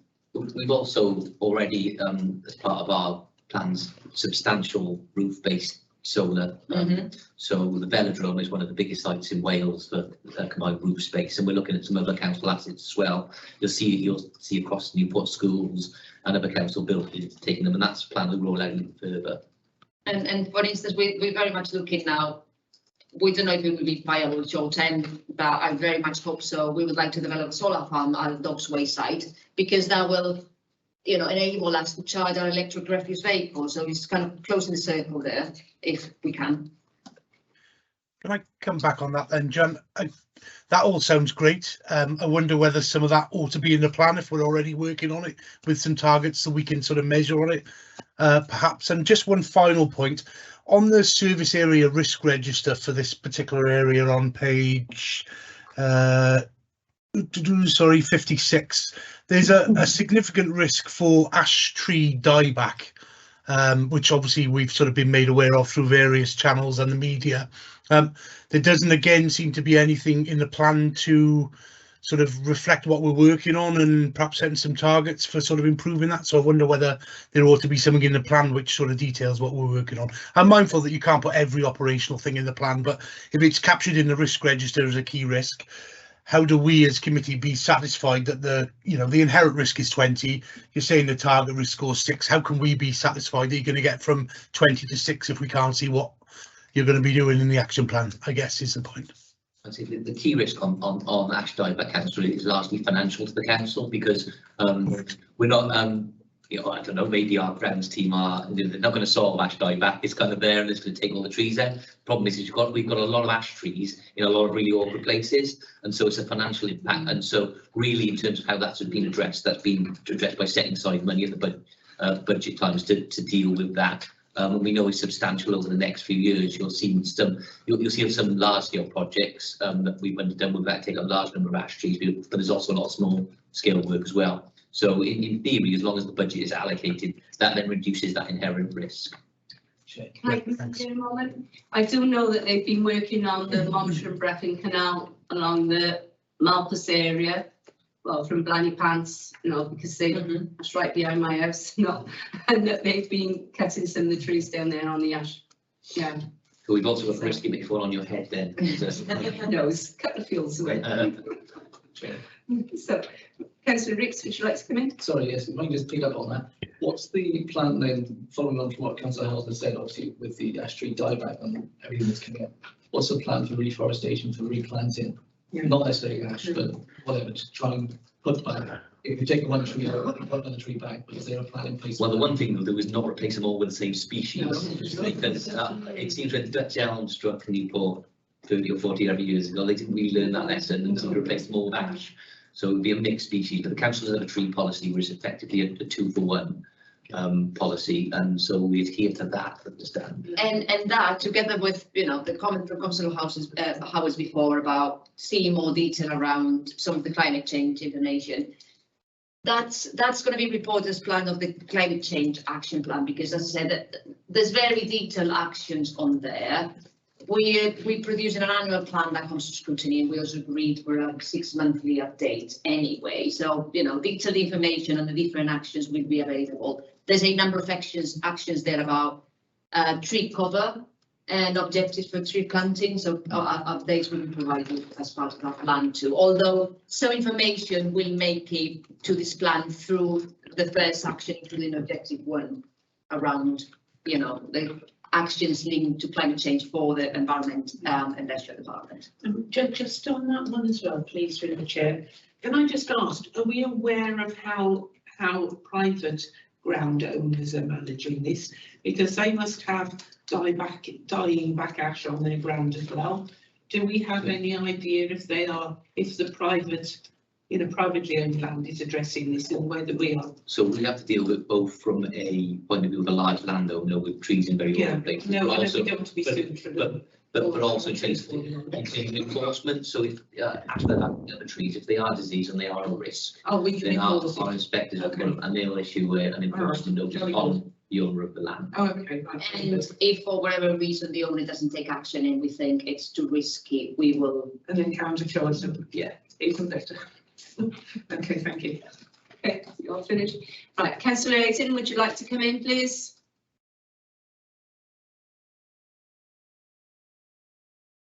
You're on mute, Councillor Aiton. Sorry, Chair. It's just a question around tackling issues in relation to the fly tipping and littering. I know Councillor Thomas elaborated on that, but I'd just like to cement Councillor Thomas's point really, and I think we need to crack down on that. I mean, have we looked at working with local businesses to catch, you know, fly tippers and litterers? Because you know, there has to be a balance of education, but also penalising repeat offenders. I understand CCTV cameras can only be located up in high secure locations with electrical supply. Lighting columns, I understand. Am I right in saying that? Well, where we can install the CCTV will depend on a number of factors, and you know, there being power for it, and they're being located in a place where people cannot easily access them. It's quite important, because otherwise they just get vandalized. So it would have a huge cost for us. But you know, you know very well that issues with fly tipping are very complex, and I think your ward is a prime example of, you know, the efforts that we're trying to make to solve it, you know, with as wide as an angle as possible, trying to engage with the local community, trying to work with other departments, trying to work with partners. And we are very happy to go ahead with enforcement when we can. You know, the problem is that powers are limited, and the onus is on us to provide robust evidence of, you know, who's fly tipping. And reality is that in a huge number of occasions that identification is not possible, even if there's footage available from a recording. It may not be able to be used, or we may not be able to identify a person. So unfortunately, it is way more complex than people may think in the first instance, but we're very much committed, you know, and I think you got to know some of the members of our waste enforcement team are very much committed to trying and make it better for our residents. So we've had a big increase in the number of enforcement actions we've taken over the last few years, but as Sylvia said, really the big problem we've got is the burden of proof. Prosecution is set far too high, so there's a huge amount of work that officers have to put in just for one individual case. And even when councillors, residents, you know, may have a very good idea, and what most people would see is a very high burden of proof, we still have to do a lot of paperwork, and it costs us a lot of money to take those forward, but we have been taking those forward and continue to do so. And lately, and that's something that very much frustrates me and members of my team, we are going all the way down to a prosecution, and you know, that's quite costly to the council, because it involves not only, you know, the waste enforcement team, but also our legal team, and solicitors' time, just to get judges issuing fines that are lower than the initial fine that we had, imposed on someone, because with the current prices, they're very sympathetic to people and they consider a lot of circumstances and they end up paying whatever, like £1 a month for 20 years. So it's really, really very frustrating, and I don't think it sends the right message, but there's not that much we can do to change it. Sorry, Chair. This sort of goes back to landlords again, though, doesn't it? If you can find something with evidence which flat it's coming from, then the landlord ought to have a responsibility to clear that away. I very much agree. Yeah, so. However, I don't know, because that's kind of not really my area of expertise. But there's limitations to what landlords can impose as part of the tenancy agreements. So, sometimes. I mean, we've had this instance with social registered landlords as well. Yes. Can I just come back on that as well, Chair? Sorry, if possible. Sorry to interrupt you all. So with regards to, I mean, putting cameras up, or would that not be a deterrent as such? Well, we do have a large number of cameras. I'm not going to tell you where they are because that would take the cold load out of CCTV. But we do stick cameras up for fly tipping purposes. Yeah, for fly tipping purposes, and we've had a number of successful prosecutions. It's just, as I said, is actually, you would think, I've seen some of the footage back that Sylvia's team has showed me, and you can see someone and you think, well, right, send them court, lock them up. That's easy, isn't it? Yeah, it's not as easy as that. And also, cameras work really well when you're talking about vehicles. Yeah. It doesn't work that well when you're talking about individuals on foot. And it's not that very easy when you just have a neighbour that's sticking something out, because identifying someone is much more difficult. When you have a vehicle, you have a registration number, you can follow that up, and it's far cleaner and easier in terms of gathering evidence. But other type of footage is quite complicated.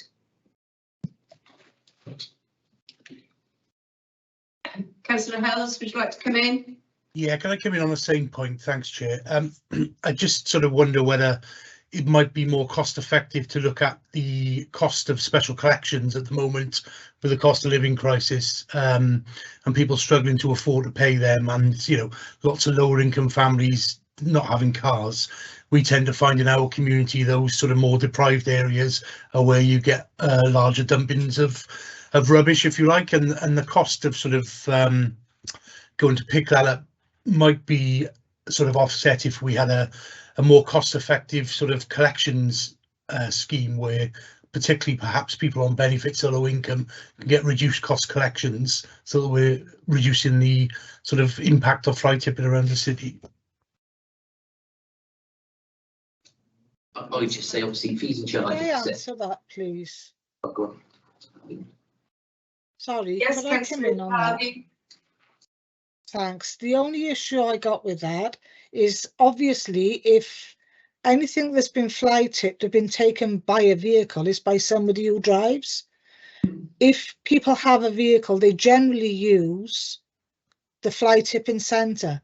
We only charge £20 thereabouts for 3 items. It's not possible to make it any cheaper than it is. It's just my thoughts. Thank you, Councillor Harvey. I agree, because only last week I had to ring up for my neighbour, an elderly gentleman, and he had 3 items and it's £22, which is cheaper than using petrol these days. I was just going to say, so yeah, we think it's a relatively cost-effective way, and what we, one would say perhaps that you can't address illegal activity by giving people everything for free, because then you'd say, well, why don't the shop charge for anything? But I get that it's a political decision in terms of what we charge for at what point. Fees and charges though are set annually, the council's budgeting. So it would, in terms of service plan, that'll be something that should be raised then at when fees and charges set council for council next one, February or March, whenever that is. Thank you, councillors. Have you all finished on your questions and recommendations? Yes, I think you have. Thank you, Sylvia. Thank you, everyone.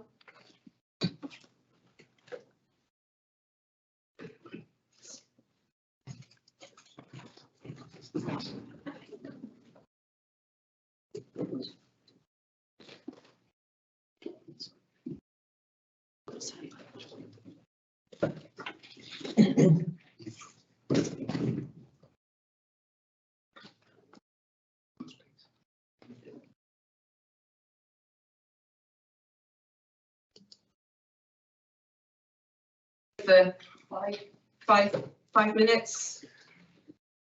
Is that okay, Councillor Lacey? Thank you. I need to disappear to those.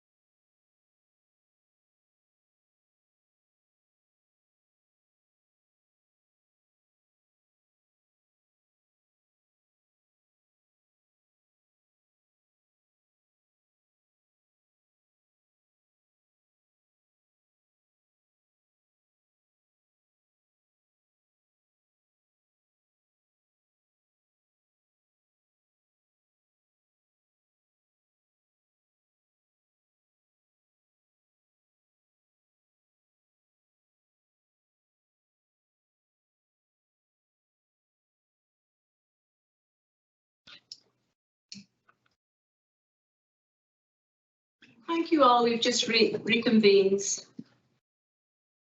Who would like to start? Councillor Lacey, can you hear me? I can you hear me? Yes, thank you. Would you like to give an overview? I will. Just a quick introduction. So firstly, I'd like to thank the officers in relation to the production of the plan. And I present to you today the 4 main objectives of infrastructure. So our objectives for the coming plan are transforming Newport's highways into transport the system to improve air quality, safety and promote active travel. Objective number 2 is reducing the council's carbon emissions by moving towards zero and ultra low emission vehicles. Objective number 3 is to build climate resilience and alleviate flooding across the city using a range of measures, including natural flood defences. And finally, objective number 4 is to ensure Newport City Council is meeting the requirements under the Civil Contingencies Act. It's an exciting service plan, and it works quite closely with the Cabinet Member for Climate Change and Biodiversity as well. So it's nice to see a lot of partnership working through a number of these service levels, service areas. So I'm going to hand over to the heads of service for you on this one. Thank you. Thank you, Councillor Lacey. Thank you, Chair. Yeah, as was mentioned earlier, the infrastructure department's been formed by a restructure of the council generally. So I just thought it might be worth me picking up on a couple of the points of our responsibility, which are detailed out in the introduction to the service plan. So we are effectively the highway authority for Newport. We deal with highway assets such as bridges, street lighting, street furniture, traffic systems and highway drainage.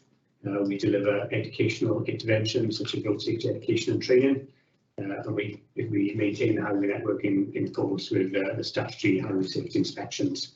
We look after the highway network in terms of who works on it, so we control statutory undertakers such as the gas board, electricity board, who will work on the asset and have rights to work on the asset, and we try and ensure they do the right thing. We look after parking services across the authority, both civil parking enforcement, which is on highway stuff, and also some surface and multi-storey car parks. We're a lead local flood authority, so we've got duties also as a approval body. So we deal with preventative and reactive flood management in Newport. We also respond to emergency incidents such as flooding and snow, and kind of precautionary salting in terms of winter service. The new area, I suppose, for infrastructure is civil contingencies, and that came over to part of the restructure, and civil contingencies assist in dealing with the events just mentioned there about emergency events on the highway and on land Newport own. But equally, civil contingencies are a wide remit for dealing with sort of civil unrest, other instances where people may need to be evacuated from properties. Ukraine was mentioned earlier. Civil contingencies were involved in the early days of the Ukraine refugee crisis. Or managing pandemics. Or managing pandemics, yeah. We've been very busy for the last couple of years. The service plan is set out as the others have been, so I'll just run through briefly the service plan and noting the objectives that the Council Lacey has picked up. In the first part, we've got the transformation plan and service area projects, which are the major projects either resulting from perhaps legislative change, such as Welsh Government Clinton Isle default speed limit initiative, and significant ongoing projects such as the Evan Place footbridge. So within that, within this section of the plan, we've got the Clinton Isle default speed limit. We've got the South East Wales Transport Commission, Burn's recommendations. We work closely with Welsh Government, the FW, and Burn's delivery group in delivering those. Mentioned the Devon Place footbridge, pavement parking, which is another initiative of Welsh Government. We'll respond to as that moves forward. Moving traffic contraventions and bus lane enforcement. So we're seeking to acquire the powers we need to enforce those offences, which are currently in the gift of the police. We pick up active travel within this area. Active travel is a significant part of the service area's work at the moment, and a significant priority for Welsh Government. Lots of things, but certainly sort of modal shift, health, reduce congestion, reduce pollution, that sort of thing. Finally, within that section, we've got the continuation street lighting project.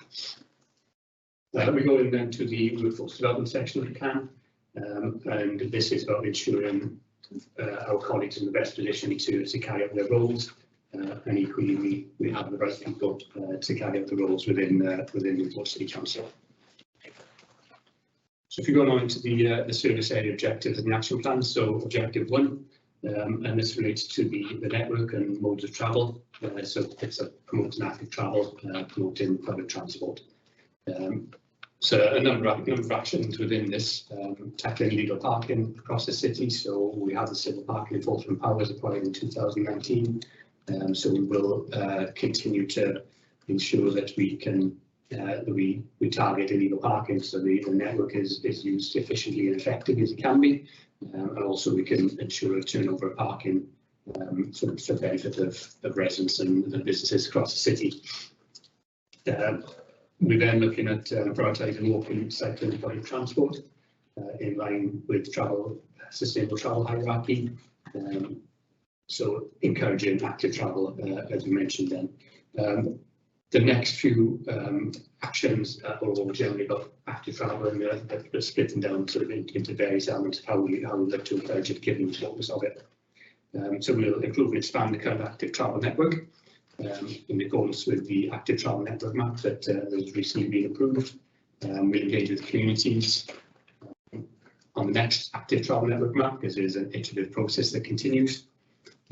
We'll ensure that we advertise the active travel network map so people appreciate what facilities are available. We'll promote active travel, and as part of ensuring people can use our facilities, we'll look to implement a citywide bike hire scheme.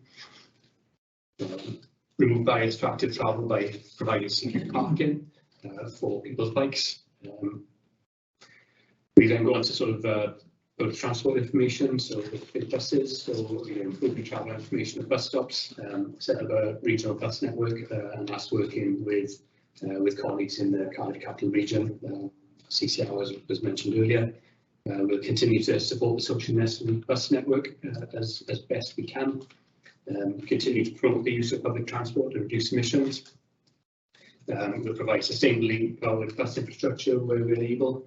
And we work in partnership on promoting and reducing barriers to public transport, such as safety, cost. We'll look to improve safe active travel routes to schools by ensuring walking assessments to schools are undertaken. We'll pilot traffic, or we have piloted traffic-free streets near schools. We'll look to support public transport network by ensuring home school transport uses that network where possible. And with colleagues in CCR, we'll look for analysing results of homeschool taxi and bus contracts in relation to potentially increasing the ULEV fleet as part of our service. Objective 2 moves on to reducing our carbon emissions by moving towards zero and ultra low emissions vehicles, and that probably should be continued to move towards zero and ultra low emission vehicles. A significant amount of vehicles already within the Newport City Council's fleet for ULEV vehicles. We'll produce a new 5-year plan so we can ensure we understand what vehicles we need to change when. Some of these vehicles are still coming to market in some ways, so we'll be alive to those opportunities. If we can, we'll replace the vehicles we need to replace with ULEVs. We'll investigate the feasibility of conversion of existing vehicles, and we have undertaken some of that, particularly in our recycling and waste fleet. We look to provide manual electric bikes for staff for site inspections, and we have one which inspectors use for inspecting the site in a far more effective way than walking it as was previous. We'll develop a vehicle disposal policy, improve that, and then replace refuse vehicles we do have as they come up for renewal, separated out because of the fuel consumption, particularly of refuse vehicles. They are a high consumption vehicles, so we can make big strides by replacing those compared to perhaps smaller vans across the fleet. Objective 3 is about our work as lead local flood authority and sustainable drainage approval board, seeking to reduce the impact of climate change, flood impact of climate change. So we'll develop a sustainable drainage strategy. We'll update the flood risk management plans, apply for those funding as they become available for interventions. we'll continue to investigate any problems with existing assets and try and improve where possible, and work with partners such as Welsh Water, NRW and other local authorities to make improvements related to flood defences. Finally, objective 4, this is ensuring as City Council we meet our requirements in the Civil Contingencies Act. So that is the first action. Action 2 is related to business continuity arrangements. So in the event of an emergency, the services provided by the council are not too badly affected. I think homeworking and laptops as we begin the pandemic is probably testament to that's well embedded within Newport. We also want to work with businesses operating across the city centre that could be affected by major events. We work with them and Gwent Police to promote awareness, and also work with businesses for looking at a coordinated evacuation system in the event of any incident within the city centre. Onto performance measures then. So we've got some existing performance measures and some new performance measures, and the Lu's are notated for you to have a look at. And then finally then onto the service risk register, the area service area risk register. So we've got some corporate risks and some service risks across the service area. Thank you, Chair. Thank you.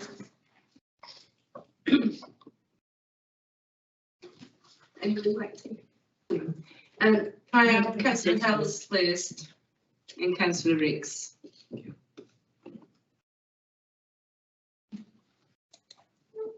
Excuse me, Chair. I'm happy for the people in the room to go first, because we may have the same points, and I heard you discussed it earlier at the pre-meet. Is that okay? Fine, thank you, Councillor Hells. Councillor Riggs and then Councillor Thomas.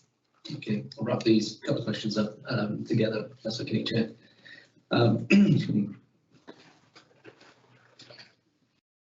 Yeah, looking at page 64, on one looking at getting obviously tackling illegal parking. I know the use of the words effective deterrent to the growth in car use within the city. Can you just clarify what that actually is referring to when you mean general people driving into the city, people driving around the city centre when they shouldn't be on the roads within the city centre or whatever? It's just it's quite a hostile language there, sort of against car users. Looking at page 68, then you make reference on point 17, make reference to eligible pupils for bus passes, etc. As a suggestion, has the council looked into the possibility of maybe providing all school pupils with free bus passes? Again, A, gets them to school, but B, takes more cars off the road to improve the air quality around the schools as well. If there's not so many vehicles going into the schools. Good to see that council's invested in bikes and electric bikes. Is there a scheme to roll out more of that? But obviously, it's only going to be around the city centre. And can you please explain what you refer to as the hostile vehicle mitigation scheme? Just give us a bit more of in detail what that actually refers to and where we're at with that as a scheme, please. Yeah, thank you, Chair. Thank you, Councillor. Yeah, except that that does the page 64 seems quite aggressive language. I think what we're trying to encourage there is the best way to get into the city centre. We heard airport being referred to earlier. If we can encourage provide services for people to get out of their cars, use public transport, use active travel, then we're in a better place to do it. Illegal parking across the city continues to be an issue, and it does cause issues. If it's idling vehicles, for example, it's producing pollution. If it's vehicles left in inappropriate places, then it can cause obstructions to users of footways. Equally, it could cause obstructions to legitimate vehicles needing to access that particular area.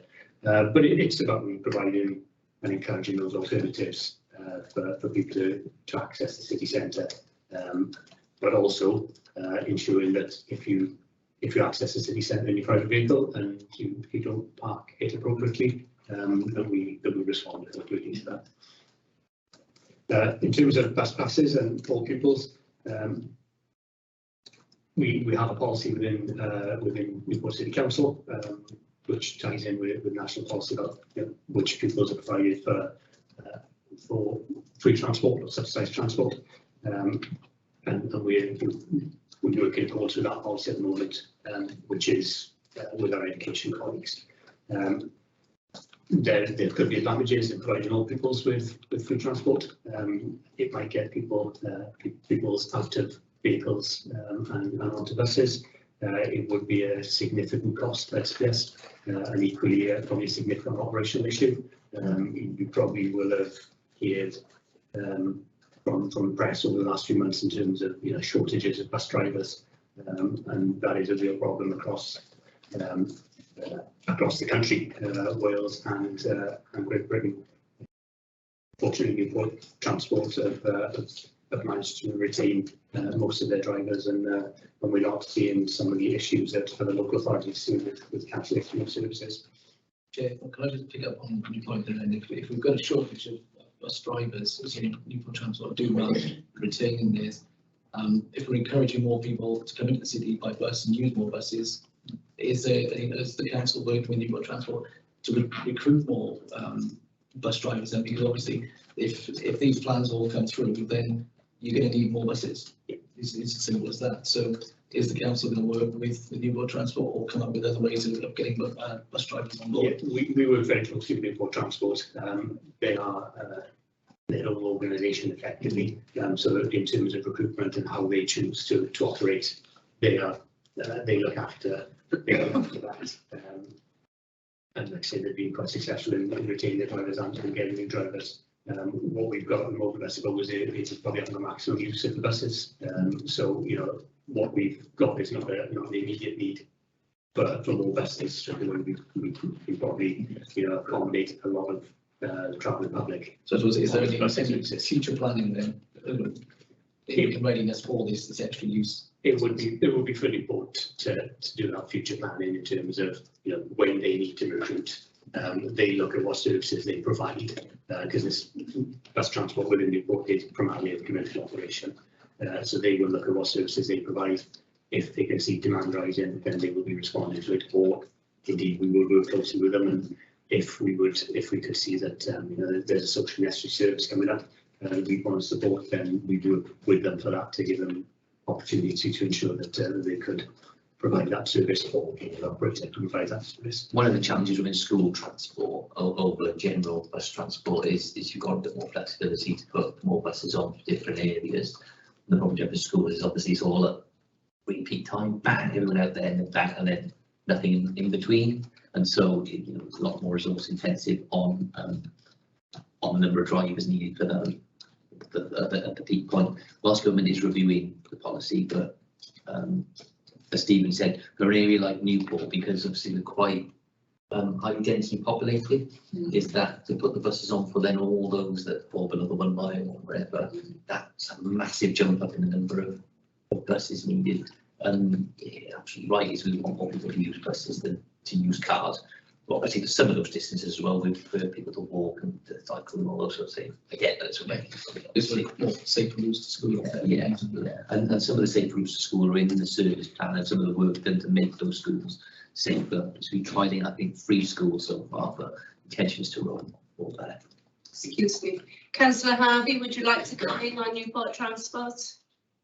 Yeah, just as chairman of the board, just to reiterate that we are constantly looking for more drivers. We employ drivers on a regular basis, and our staff are extremely happy with the working conditions at Newport Transport. But that doesn't mean we sit back and just, hey ho, we're still looking for more staff all the time. Thank you, Councillor Harvey. Thank you, Jan. Councillor Riggs, did you have any more questions? There was a couple of them. Yeah, about the bikes and the hostile vehicle mitigation scheme. Yeah, so electric bikes. Yeah, we look to as long as we've got a function for them, we look to expand our fleet for the description of electric bikes. What we don't want is to write something not for them to be used. It works well at the moment with the inspections of the cycleways. I will defer to Paul because I think we have got a bike sacrifice scheme in this house. Salary sacrifice, our own staff through corporate salary sacrifice scheme, and cycle various other offers and things, which I think you as councillors are probably also entitled to. I don't think we've ever had the information on it. I'm not aware of these. I'll pick up with HR team. Yeah. I'm guessing that you as councillors, but I think your salary. Well, I think somebody's I'll pick that up. got us on a payroll. Yes. Yeah, no, sorry, vehicles is about, as I referred to, I guess, sort of making the city centre more secure, without the potential for vehicles to cause incidents within the city centre. So the city centre is barriered at present, and what it is about making sure those barriers are fit for purpose to ensure the vehicles stay where they should be staying. In the city centre, as city centres and town centres all over has changed with the advent of outside and things like that. So it's those sorts of things we're looking to respond. With the cycle to work scheme, a lot of companies do a cycle to work scheme. The problem is your employees are cycling to work. What then changing and sharing facilities are you then offering? I think that's a point. That is, I want to pass the buck again to Tracy McKinn, but again, that is picked up tomorrow in our new normal plans, and we recognise that this building, but also other locations of the council, are really very welcoming for people to cycle, and so we do some more work on that. But I think pick up a response to that from Tracy. Councillor Thomas. Thank you. I sort of missed something here, but I know it's in Stephen's department, although it came from a previous, it was part of a previous plan. On page 35, there were various performance measures, and I wanted to make the contribution of adding one, the adoption of new roads. Right. There is a demand for this, and residents coming into our new estates, who very often are people who are moving into Newport, for the first time that they've lived here, that they want to know that the roads are going to be adopted and that there aren't going to be protracted wrangles with the developers, with the property developers of the land that they're on, and I could name names here. I think this is an important contribution we can make, and it's been recognised by Welsh Government, who produced a report a few years ago saying councils were woefully behind in the adoption of roads. And it doesn't really make a lot of sense to drag this out, because one way or another we're going to have responsibilities, and the longer that we leave the issues of perhaps substandard developments with these property companies, the house building companies, it doesn't help. There is no advantage to us. We're just making this worse, and it's more difficult to satisfy our residents that we're looking after them properly. Where most of the new developments, they're paying a lot of council tax from these new developments. So just to say, the council doesn't have to adopt roads and doesn't always adopt roads. It's more a regulatory function. So for them to be adopted, they must be brought up to certain standards. Yes, exactly. The council can only approve adoption once they are brought up to that standard and the developers met the requirements. So there's a process. Steve will outline the details of that, which they must. But not all new developers are put there to set for adoption. Where they are, and where it seems to be taking a long time, the council officers and teams have to protect the council's interests. So we cannot adopt something that hasn't been built to the correct standard. Otherwise, the council will incur the cost. Then. But in that case, it should be something that comes up on searches. So people do searches that the company have no intention of having a load of. So it should come up on searches. Yeah. But also, correct me if I'm wrong, pretty much all live developments now where they are intending to adopt will have a bond in place at the council. Yeah. So if the development themselves don't bring it up to the standard and don't get it adopted, the purchasers of the house will be protected against that. But that does depend whether the developer is intending to have it adopted. because they can legally at this moment build it's like with no intention of adoption. Well, I think there's a lot more transparency that is needed in that process. So yeah.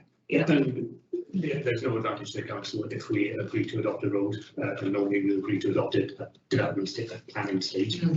We'll enter into agreement with the developer. We'll agree on the details how we're going to build it. They will build it. We can adopt it along that path. There are a number of issues. We don't generally adopt, for example, if Welsh Water haven't adopted it. I was going to say, just thanks to you, I was aware of not only the council, there are other interested parties in this. Because, Welsh Water apparatus, if we adopt the road, becomes ours. If Welsh Water need to go back in there and take the road apart to fix their own apparatus, then we're left with a road in a condition when we've just started, which we wouldn't want to be. And it also does depend on the developer as well. Paul said it's got to be brought up to a suitable standard. Often the developer, for whatever reason, won't see that as a particular priority. We'll work with the developer and the residents then to get the adoption procedure completed. Okay. It is challenging though, because we know from yourself and from other councils, there's often developers will tell residents as the council. Oh yes, they are. The council. Yes, they're very busy. So we do have some work to do on that. Yes, exactly. I do have other questions here.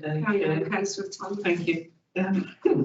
It's about the moving traffic contraventions. Seems like a very good idea to me. It sort of tidies up a lot of these previous functions of the police, which they're no longer enforcing. There was just one point that I noticed. If you go somewhere like Cardiff, I believe that all their bus lanes have the same timed restrictions on them, which are probably 24 hours. Whereas we've got individualised restrictions on when people can drive in the, when ordinary cars can drive in the bus lanes. So I wondered if we were going to have to pass new road traffic orders to change those, or whether we're going to, I'm sure the technology is out there to keep up with this, but what are we planning for that particular measure? Yeah, we haven't particularly planned to wholesale change the traffic regulation orders. We probably look to enforce the orders as they are at the moment. Right. Right. We, as part of any implementation of that scheme, we probably review the orders just to make sure that in the passage of time since they were put in, they were made appropriate. And we'll be employing technology, presumably, to do the monitoring of them. I think actually that might be quite useful, because I think it may address some of the issues that we've got with speeding around the city as well. When people know that they're being looked at, followed, if you like. Just a couple more. On the early part of the plan, we saw that to appear or not appear in the transformation plan, and I wasn't clear what the criteria was for appearing or not appearing in the transformation plan. Yeah, the transformation plan really is the more significant projects or interventions that we have. None of those ones here were marked as being a yes, they were all marked as being a no. Could you go into particular? Also, there's a third page bit, sorry. Right, we've got page 60. So I think it's the transformational stuff, cross-cutting things that across various departments of the council, whereas it's part of this problem service plan and a significant project, but within that, so obviously Stephen's a very heavily transport focused, right, and there's less of a crossover, whereas I think the corporate transformation included in there would be for the more cross-cutting stuff. When we talk about assets in the area, we talk about some of those things that affect all of them. Right, okay. Last one, I think. The bike scheme on page 66, item 7, line 7, talks about the bike scheme date, and the date on that is the 31st of December 2022. Have we actually... Are you keeping this as a Christmas present for us all? Unfortunately, that was the intention when the plan was first drafted, but we are a little bit behind on that. We are working closely with the group of colleagues there, including TFW, and it is something we can to do, but it will take us a little bit longer. So You'll be amending the date on that. Well, thank you very much. Right. Councillor Aizen, this point have already been covered. Councillor Howells, you got any questions for us? Yeah, thanks, Chair. Just a couple of points in relation to the pavement parking. It's not always clear, so I don't know if it was picked up by Councillor Thomas, but is that a city-wide sort of regulation that the local authorities expecting from Welsh Government? I mean, there are a number of streets across Newport where if residents were actually going to park on the road because there's no road restrictions, that would probably cause emergency services issues, because some roads, you know, particularly older properties are particularly narrow, so residents sort of park half on a pavement, which is normally quite big and able to sort of take disabled access or pram access and that sort of thing. So is that a citywide thing is sort of the question. Couple of other points then. Page 67 on the timetables for buses. Stephen, I've been liaising with you, I think, for a while, and colleagues in your department on the digital timetables in the station. Is it a plan to roll out digital timetables to every bus stop across the city? That's the way I read the sort of plan, but the target date was already passed. So I don't know whether that sort of needs clarification or just me putting right, perhaps. And a couple of things then on the service area risk register. There's the sort of flag and note, which we've heard at sort of budget time as well, of the lack of investment in the highways and the sort of risk that poses to the authority. There's nothing in the plan on how we intend to address that. And I'm be grateful. It might be a similar answer to what Paul gave me earlier in terms of actually we just need to commit the financial resources to do it, but be grateful for some clarification on that. And another point on the risk register, in terms of business continuity, have we got a business continuity plan? Who is responsible for it and how regular is it tested? Just before Stephen comes in, just on the asset investment, yeah, that's picked up through the snaply titled HAMP, the Highway Asset Management Plan. I think comes to the scrutiny, or it may be the overarching scrutiny. So that's how that's dealt with. But I think obviously, so figures are rough, so I may not remember. So roughly current backlog of about 90 million, and the gap per year increases by about 7 million. So because our current funding is around about £500,000, that sits as a risk because those things don't match. So in terms of addressing it, I mean, a bit convoluted, but that'll be addressed through the HAMP. And again, the HAMP competes with other capital investments, and so obviously there's only some finite amount of resources. The council will decide what it wants to prioritise and deal with. So in terms of addressing and bringing that risk down, in essence, that will be dealt with the capital and through the HAMP.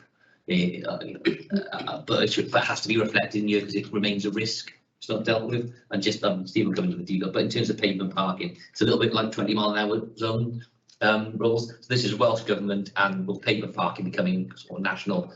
So we'll be, you know, our role will be implementing that rather than deciding it. Obviously, it's gone to consultation, but it'll be, you know, we imagine it'll be similar to what London and Scotland have introduced with some allowance for variation.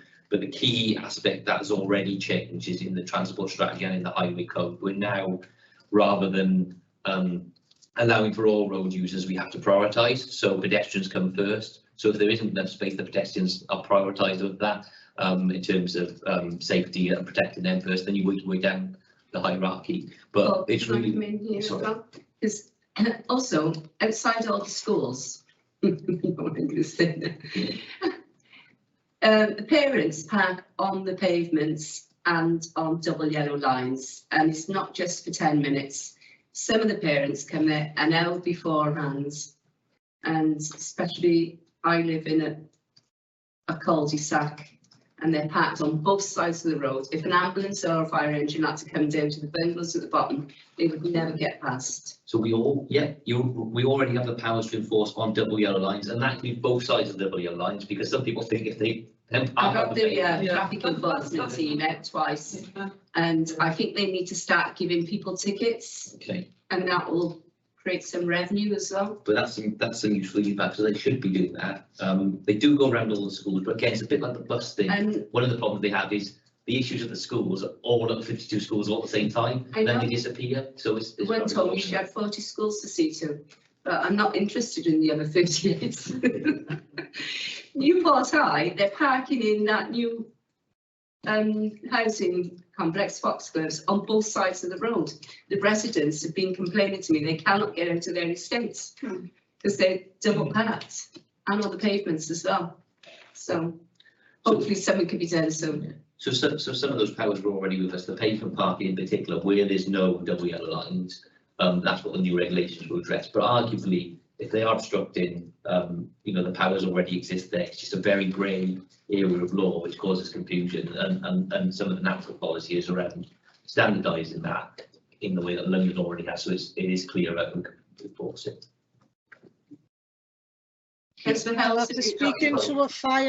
After speaking to a fireman and a policeman and an ambulance driver, if there was anything blocking the way and they couldn't get past, they would ram it out of the way. Because I also live in a cul-de-sac, and that's what they told me. Thank you, Councillor Harvey. Yeah, and just to pick up on build on a couple of points Paul's made there. Pavement parking, yeah, it's a national scheme, as Paul says, from Welsh Government initiative. We are anticipating guidance on how it is to be implemented as local authorities. So when we get that guidance, we'll look to work to ensure that the guidance is implemented. But we recognise there's going to be some areas, as there are in all local authorities, where it will be difficult because of the existing infrastructure and how that operates. Timescales for buses, I think there's probably 2 points within there, Councillor. Newport Transport are doing some work in terms of providing information. We are looking at real-time passenger information or some form of digital information within some of our bus shelters. So we'll be continuing to look at that. Risk register, yeah, Paul picked up most of that, but one of the additional performance measures is about responding to defects, and it kind of ties in with that as a global issue. With the investment we've got in the highway asset, by looking at what we do in terms of the response to reactive defects, at least then we know we're keeping the highway in a serviceable condition, much that the maintenance backlog is still getting more significant. And for business continuity, it's generally the service managers who will produce, or the service area representatives will produce their business continuity plans, but colleagues in civil contingencies will work with them to assist. I don't think there are exercises within civil contingencies that are carried out from time to time. I don't know personally of one that's sort of been specific to maybe a service area within the council, but there will have been ones that consider council functions. So could be a significant incident from transport incident from planes to flooding or something like that. They are tested. Okay, thanks, Stephen. Chair, is that business continuity plan audited then? Are the tests audited by sort of internal or external audit? Chair, Councillor, can I come back to you on that one? I'd like to confirm with my colleagues and just test that a little bit further. Yeah, great, thank you. Okay. Any more questions? No. Thank you, councillors. Thank you, Stephen. Thank you. We have one to go. Nearly there.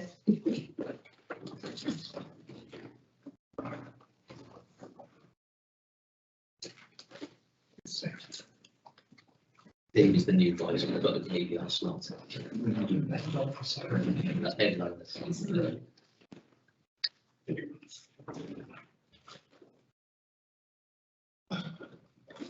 Shall I ask Councillor Harvey? Yes. Councillor Harvey, would you like to give an overview, please? Thanks, Chair. Following the senior management restructure led by Bev Owen, Chief Exec, last year, this is the first service plan produced for the newly formed Prevention and Inclusion service area. The service area was established in April of 2022 with a focus on aligning family support and intervention services across the council under one service area. So there's greater efficiencies, seamlessness of service delivery and reduction of duplication. In addition to producing improved outcomes for families and individuals and strategic plan for longer term sustainable models of delivery. We want to safeguard the vulnerable citizens and will work collaboratively with a range of stakeholders to tackle inequality in Newport. We want to ensure people can be supported to live independent lives and have identified needs met appropriately, avoid escalation of needs and intervening earlier and preventing the need for higher and more costly tiers of support at the heart of prevention and inclusion. Thank you. Thank you, Councillor Harvey.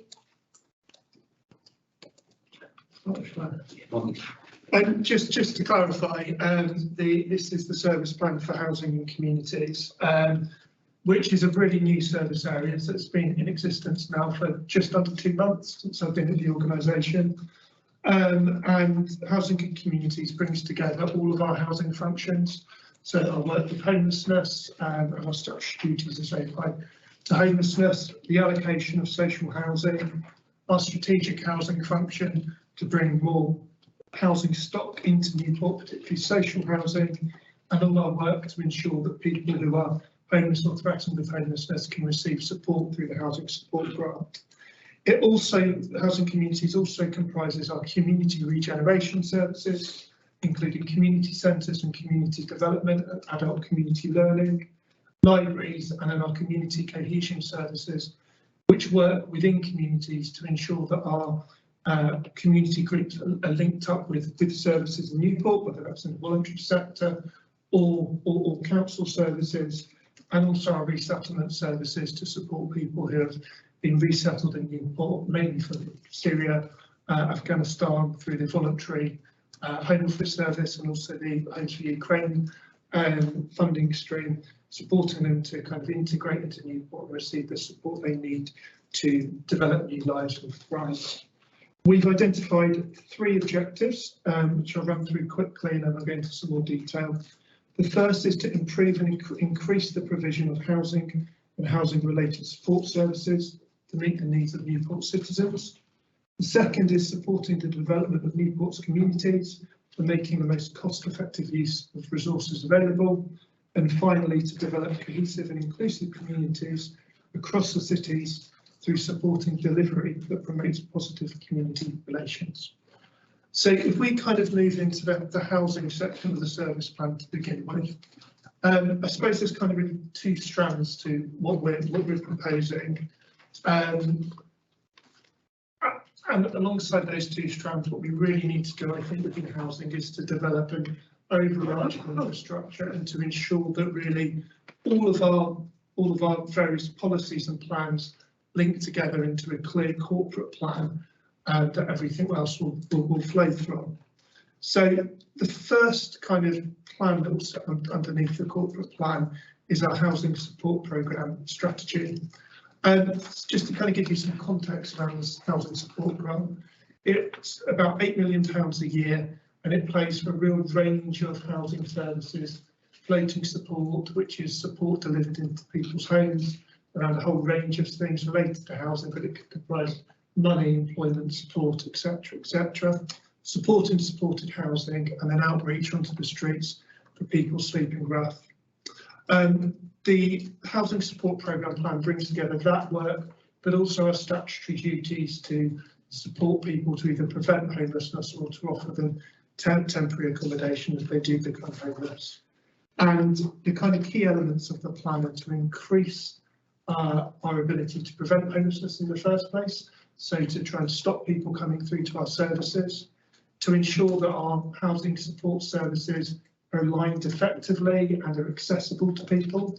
So, for example, at the moment we're bringing together kind of 5 or 6 floating support services into a new contract that will be focused specifically at people who are sleeping rough and then moving off the streets. It's also looking at how we can develop new services, particularly where people have an issue around, say, drug and alcohol use or mental health, to deliver those more specialist services.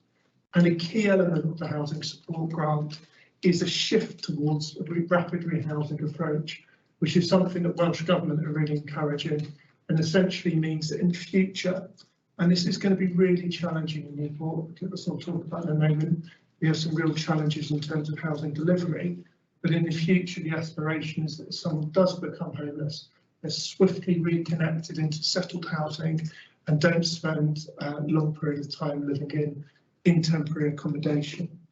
I think the second kind of key strand of the plans that we are proposing around housing supply, and the first thing that we need to do, and one of the objectives, is around refreshing and conducting a new local housing market assessment.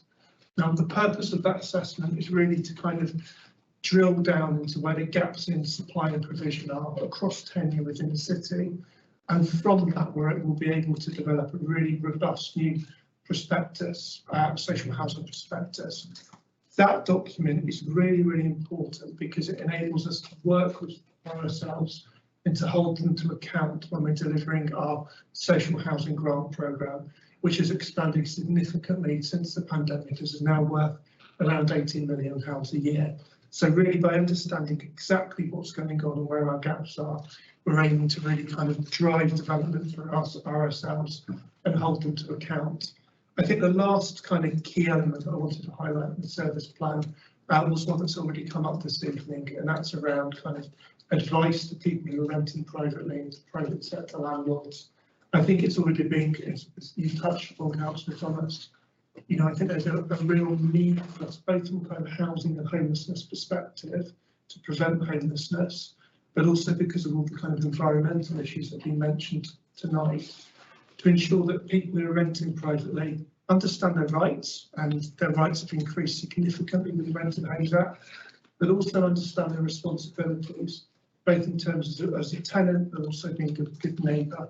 From a housing perspective, that really supports us in ensuring that people sustain their tenancies, and kind of thinking more widely around my service area, it supports with kind of functional and cohesive communities.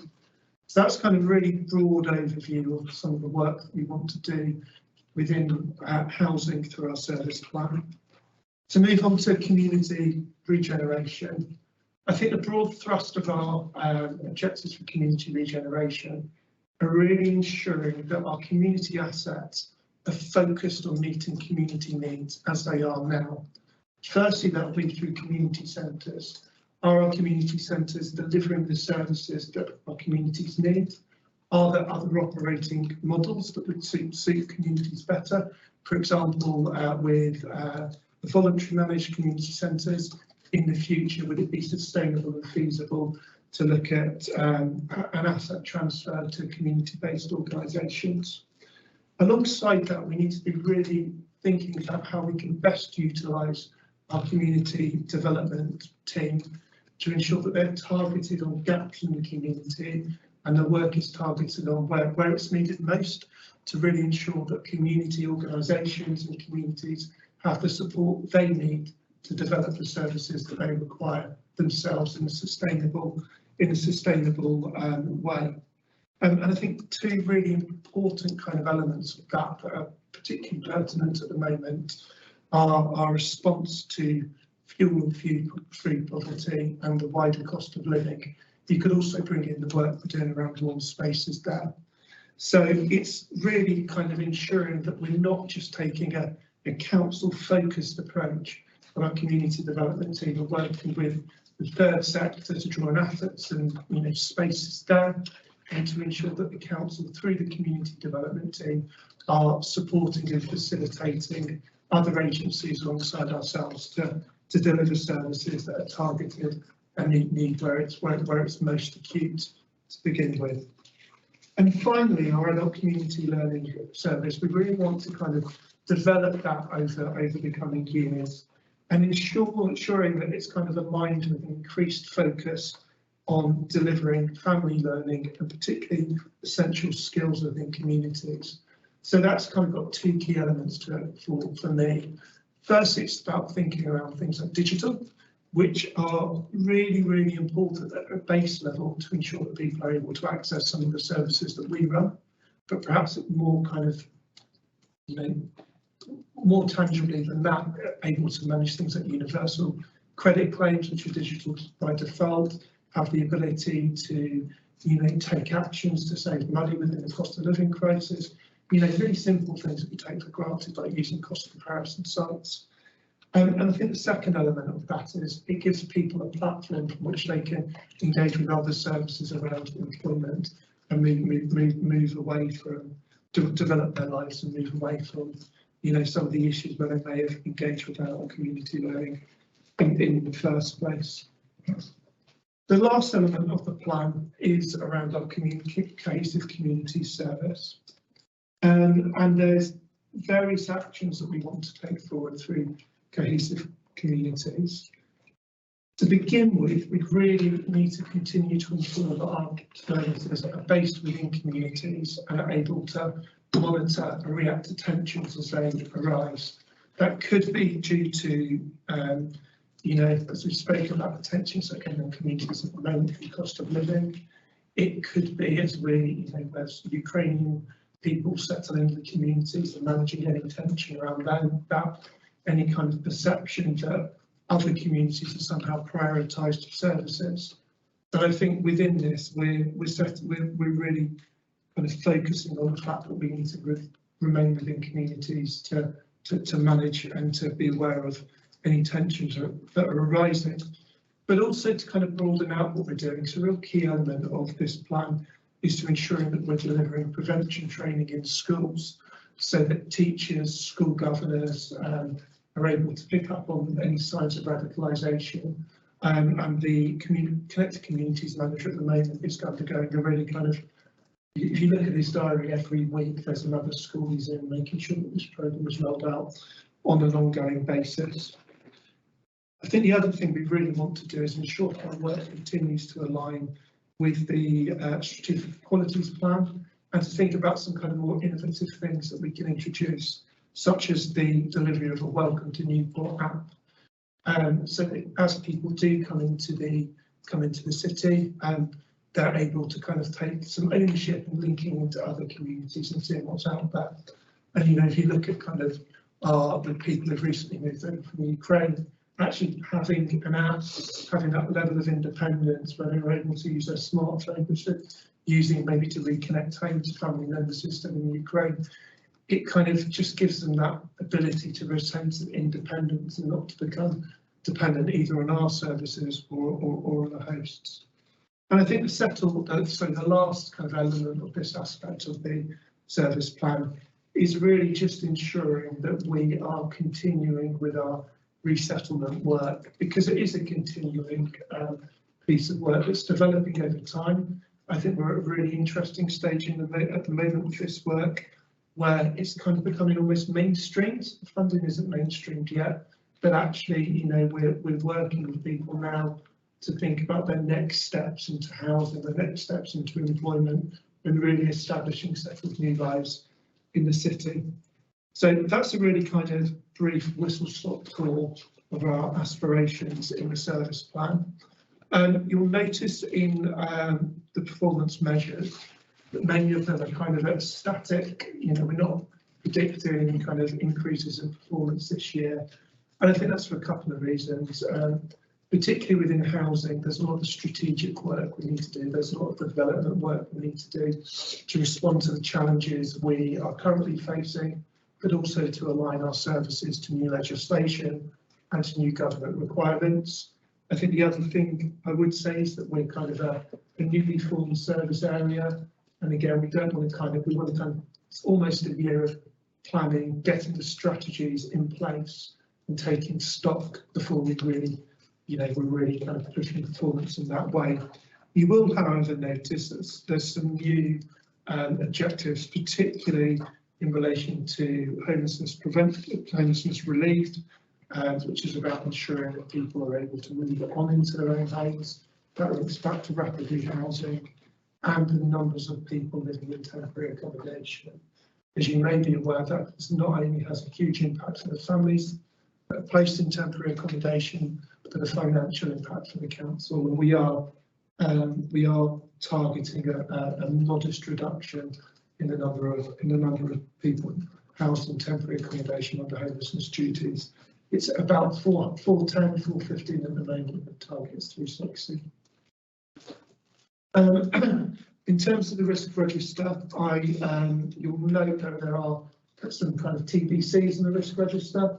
What I would say there is that this is because it's been an ongoing piece of work since I come into post, and the service managers are finalising really detailed risk mitigation plans, kind of put in the final touches towards those now, which will then go onto the corporate risk register.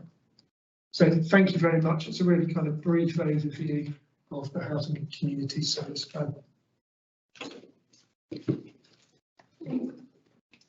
I've got Councillor Hells.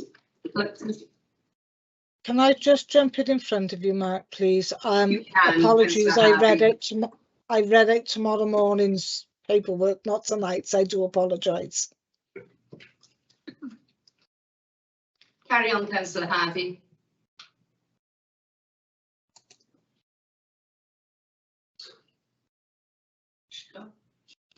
Carry on. Sorry. Okay.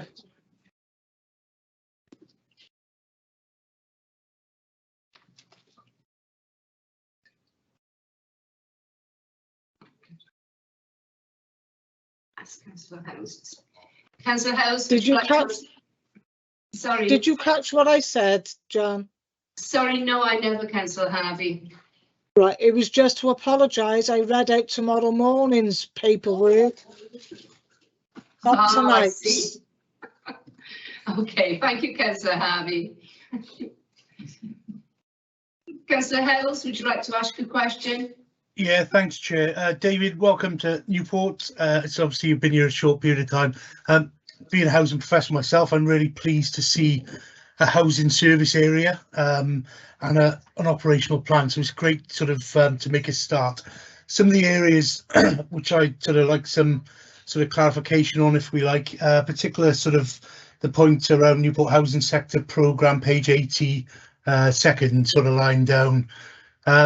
It's alluded to in the risk register a bit, but it's not really alluded to in the service area plan. So my question is, how are we reviewing the slowdown of the development programme across the RSLs, as a result of increased build costs, lack of developers in the region, obviously 2 major social housing developers going bust in the last 6 months, and other contracts have been had to be awarded elsewhere, plus sort of increases in energy and labour costs and below inflation rent increases for social landlords that are also going to put strain on the development programme. So that's my sort of first point. We're relying sort of heavily, I think, on building our way out of trouble, and I think that's a long-term fix up rather than a short-term plan, in my own view. So I'd appreciate your thoughts on that. If we can jump down to page 85 then. Sort of a general point about the community development work, and you did allude to it more so in what you said actually, but I don't know if it comes out necessarily in the actual plan. Where is the partnership working with education, social services, RSLs, food banks, churches, those third sector agencies that have much better links and access to the community? I think you alluded to it, but how can we as a local authority be the strategic leader for all those, and tackle what we think are community priorities by bringing all those services together and making sure we're not duplicating work across different areas? If I can then jump to the sort of final bit on the risk register and just make a sort of additional point to what I made about the sort of the lack of build. We've got a massive lack of temporary accommodation provision, as you've sort of alluded to as well. What can we realistically do to reduce both our bed and breakfast spend and avoiding putting families into inappropriate accommodation? I think that point should be in the action plan by itself because it's critical, and I did allude to it back in our July meeting. Obviously, David, you wouldn't have been here, and asked for an action plan on how we're going to address that. What empty properties can we bring into use, both private and publicly owned, where we can take an holistic approach, holistic approach, sorry, bringing other services in like the health board, social services, police, and how are we thinking about future generations if we're relying on RSLs to produce more housing to meet demand? Given the sort of stats you gave in your presentation the other day of the number of people presenting homeless in comparison to the number of people we're housing each month through the Common Housing Register, then we'd probably take, I worked in the region about 20 to 25 years to actually turn the circle on its head. So for me, I think there needs to be more short-term priorities to deal with the emergency housing crisis, coupled with the more longevity approach of sort of increasing the number of social homes. I also think, finally, sorry, there's an opportunity to link into the review of the local development plan and actually consider, you know, particularly with the Section 106 negotiations, how much percentage we want to see of affordable homes on new developments. You know, we've got a massive development on Llun of, you know, sort of 8,000 to 10,000 homes over the next sort of 10 years. How do we use our sort of power, if you like, as the local planning authority to get more social homes or more affordable homes out of that to alleviate housing need? Okie dokie. So question on Councillor House was around the pressures on RSLs at the moment to deliver, and how we're assuring ourselves, I think, that we're monitoring that and we're engaged with them. So I suppose kind of on an operational basis, the housing strategy team are regularly engaged with all of the RSLs in the city, you know, on a monthly basis, profiling the supported housing grants. Sorry, the social housing grant. We feed back to Councillor Clark in terms of our progress again in our cabinet member briefings. More widely, we're taking an in-depth look quarterly, and I receive quarterly stats in addition to that really look at, you know, where we're at, where the risks are, and where there are challenges around delivery. You know, can we look at bringing other schemes online? Can we work with the RSL to look at what's going on with delivery? Are there any other routes to ensure that that's brought online? And kind of within that work, we're also working with the RSLs to consider whether there are any other kind of pots of capital funding that would support a delivery. So, for example, at the moment, there's a specific capital fund for transitional accommodation that was previously targeted, and this speaks a little bit to, I think, question number 3, that was previously targeted at bringing long-term voids back into use to provide movement from temporary accommodation. But we're always trying to have conversations about how those kind of various pots of funding can be put together to ensure the delivery of projects. I think kind of externally, and we've got the first strategic housing forum in a little while, I think in 2 weeks' time. It's about having then that strategic engagement with our RSL partners at senior level. So far, I've met with Newport City Homes to begin that conversation within my new role as head of service, and with Pobble as well. I mean, we've got other meetings with Link Cymru and others in the diary. So I think it's also, as well as having those formal monitoring metrics and being able to track progress that way, is about myself, Councillor Clark, Paul and others having that dialogue. We're able to really kind of engage with the senior people at Housing Association, the RSLs in the city, to understand the pressures they're under and to work with them as far as possible within the current circumstance. Obviously, it's very pressurised to mitigate those challenges and find some, you know, creative solutions. Moving on to your kind of point around community development work and how I think the council can act in a more enabling way with third sector and other partners to kind of draw on their expertise, but I also think they kind of levels of trust amongst the public and an ability to reach into communities. I think that is a bit of a, within community regeneration, it's a little bit of a work in progress at the moment, if I'm honest with you.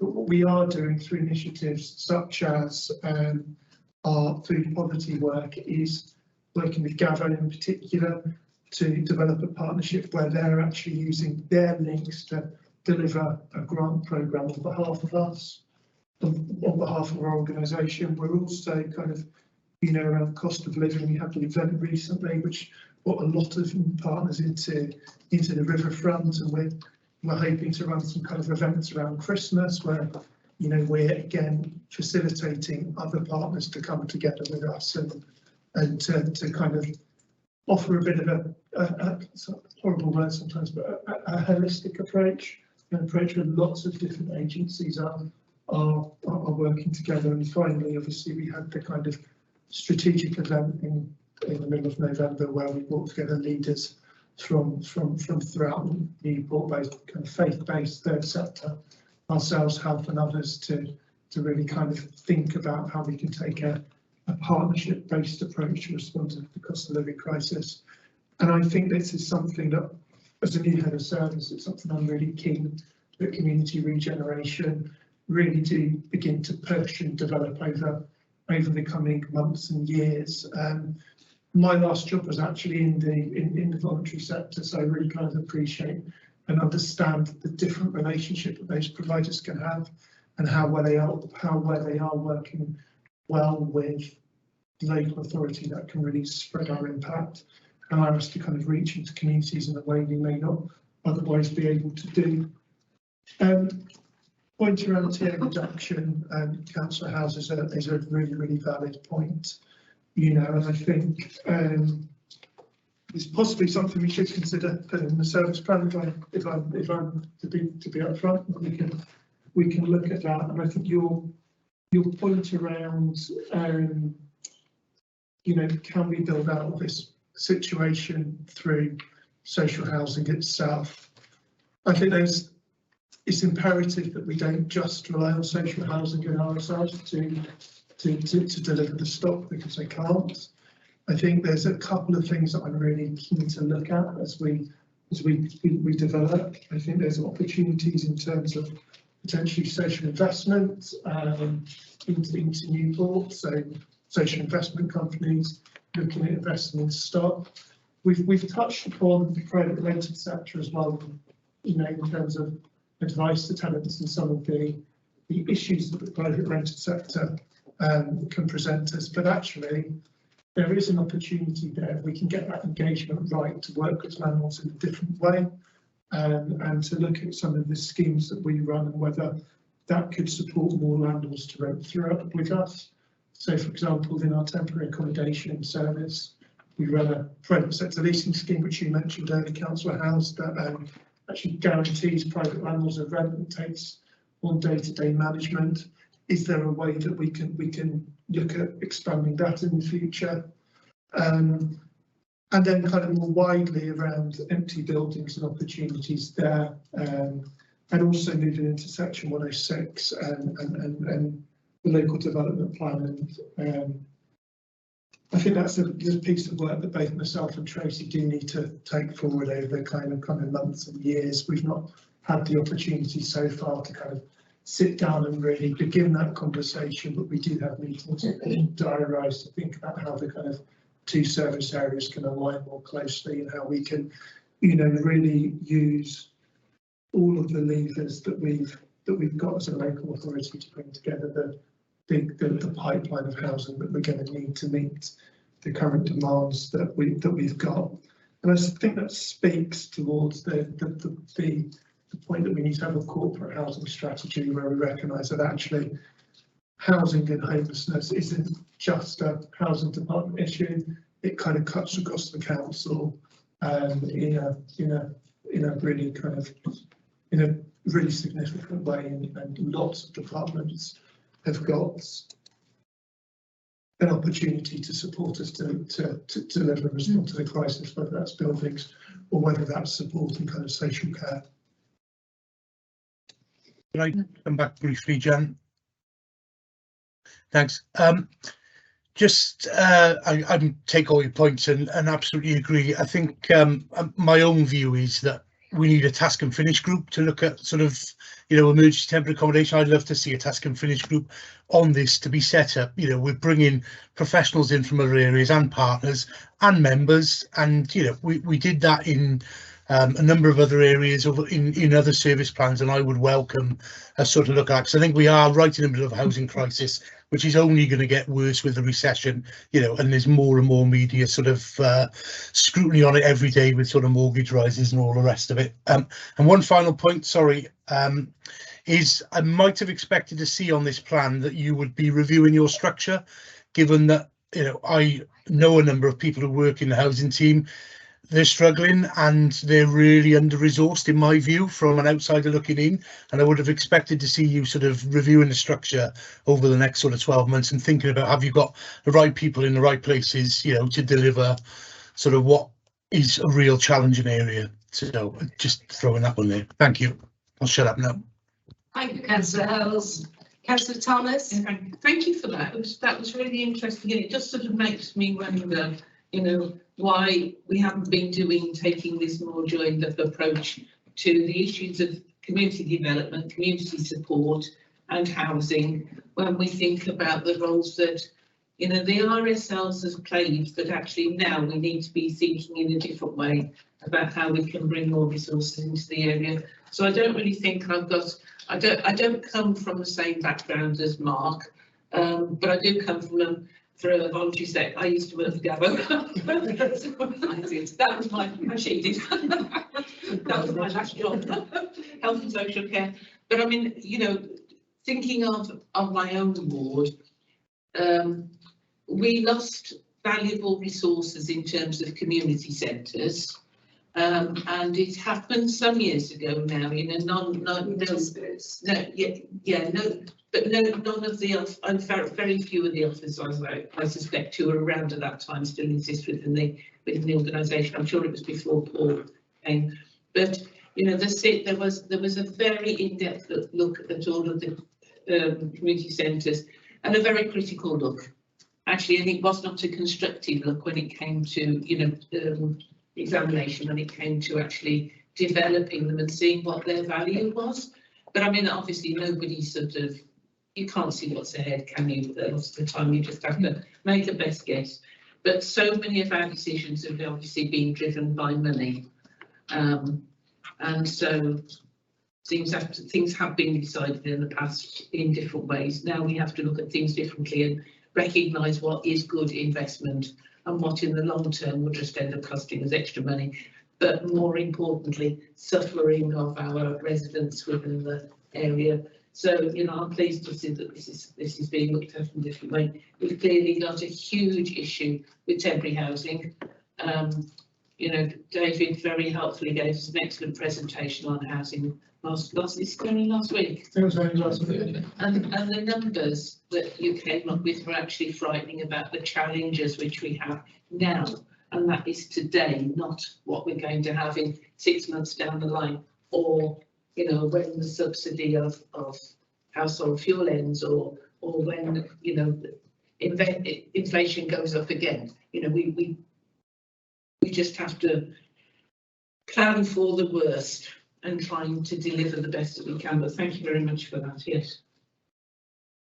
Councillor Ricks. Thanks. Only two, just to echo what Councillor Thomas said. Great presentation last week, very informative, and a real eye-opener, I think, in most cases. Just two things on page 83.6. You referenced development initiatives to support effective privately funded sector. If you can just elaborate on that, what initiatives you are actually developing. Appreciate this beginning of October, but would be sort of keen to hear that. And I'm picking up on something that you said within the initial presentation, and it was a question to Tracy Brooks right at the start about the targets that you set yourself, where you're looking at your targets and saying, okay, well, we really need to consolidate through next year, really establish where we are, etc., before we start setting sort of higher targets. But given everything that's been said of the cost of living and mortgages and interest rates and everything, I foresee that there will be a bigger demand on the department. So therefore, surely your department should be gearing up for a bigger demand and bigger target, rather than just thinking you're going to consolidate. And that's not a criticism of anybody. That's just an oversight, an overview that I think you're going to be much more in demand, so you should be being prepared to be much more in demand for that. Okay, so in terms of the private sector to begin with, so I think there's a couple of areas that we really need to focus on. I think the first is around the advice that private tenants receive when they approach us. And I think Councillor Howes alluded to it in his last comment, but the team at the moment are under huge pressure on the front line of housing, and you know, structure is something that I will be looking at, but we are hoping to employ, well, we will be employing a new homelessness prevention team funded through some Welsh Government grant money. And one of the things that I'm really keen that team are able to do is offer private tenants some really good quality housing advice. So, for example, I think you made the point, Councillor Thomas, around Rent Smart Wales. If people are coming to us and the landlord hasn't complied with Rent Smart Wales requirements, we're able to give advice around that. We're able to advise tenants around, you know, the other rights, the implications of the new occupancy contracts under the Rent and Homes Act. But also, we want to be more proactive, and we can use some housing support grant funding to do this. But we want to be able to give people, as they are moving on, or as they're living in temporary accommodation or supported accommodation, some pre-tenancy training. Something Newport's done in the past, we're not doing it at the moment, but really training courses to give people the basic knowledge and skills they need to be a good tenant in the future, to understand what they need to do as a tenant, but also to understand when to seek advice and when to seek advice early. In terms of the flip side of that, advice to landlords, I think it is, again, being out there more, having some more engagement with private landlords, and being quite clear, not overstepping into kind of Rent Smart world, but being clear with landlords about what our expectations are.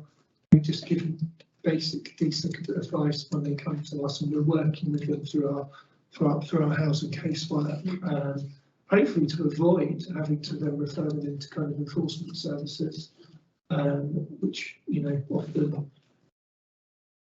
often doesn't get the issue fixed for a very long time, certainly not for a tenant who's living in their property and suffering disrepair at that time.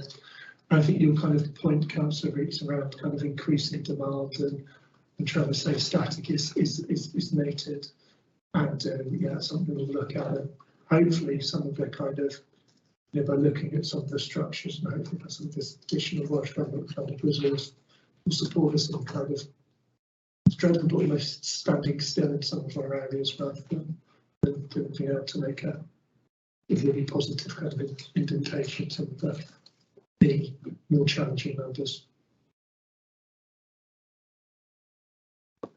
Any more questions? No. Can I just ask something about this?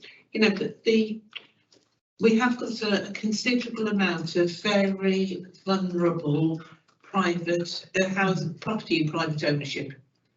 It's of a certain age, because of low wages and you know, not enough welfare jobs in the area. A lot of it is owned by people who are, at the moment and in the future, it's only going to get worse, are pressed to pay for repairs on their property. And I'm thinking as well, you know, a lot of the, you know, there's quite a lot of listed property around Newport as well.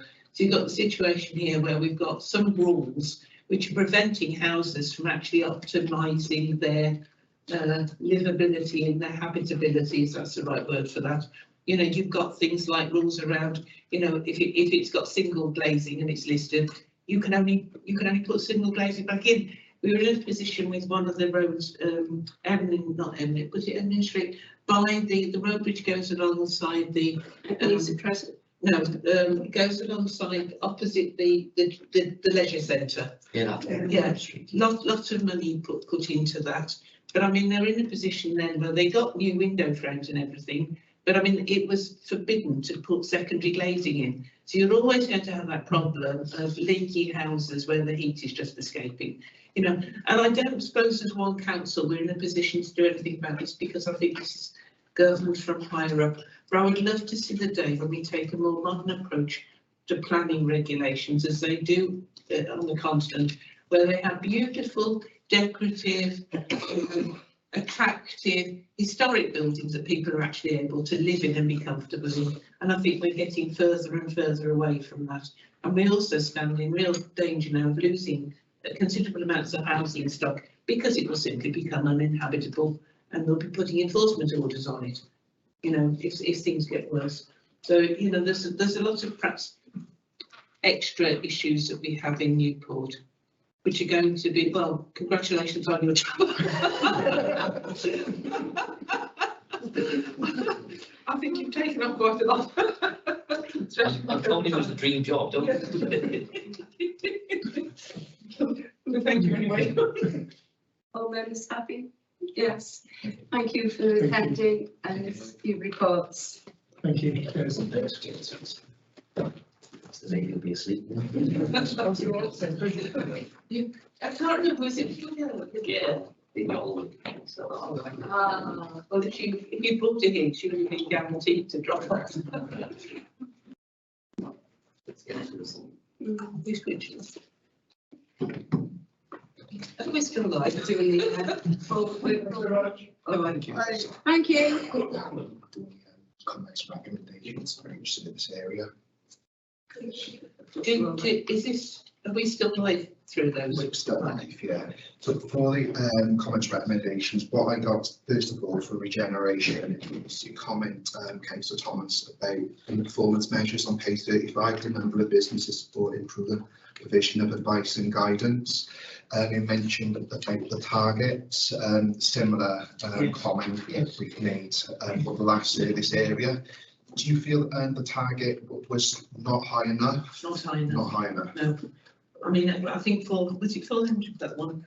Yeah. Yes, you wanted it more. Oh, yes, a lot Yes. more. I think you could go half for what we had last year, which would be twice, three times that, 4 times that.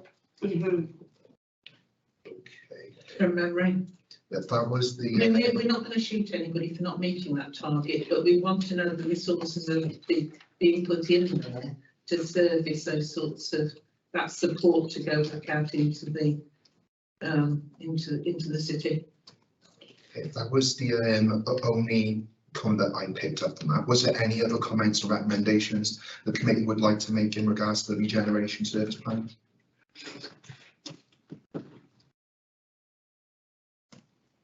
Don't think so. And so you're happy with everything else related? Okay. With the environment and public protection, Councillor Linton asked for information about when a complaint comes through about enforcement. Paul is going to come back with a written response about that. And Councillor Thomas, you made a comment about on page 51 the use of illegal for new properties. Asked if it could be changed to something else. Yeah. Sylvia said yes, or recommend as well, but that word is taken out as well and replaced.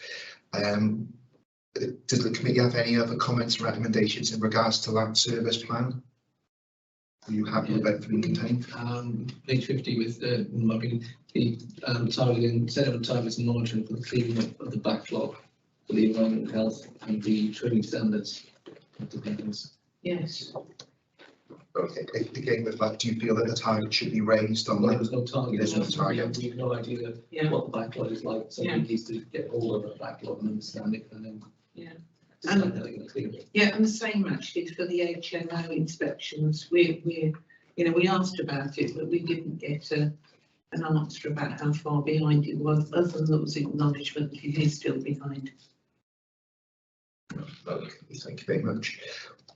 With the infrastructure, main comment there was good to see the council investment with the bike scheme. Paul is going to pick up with the HR team to check out what's going on with the salary sacrifice for the scheme.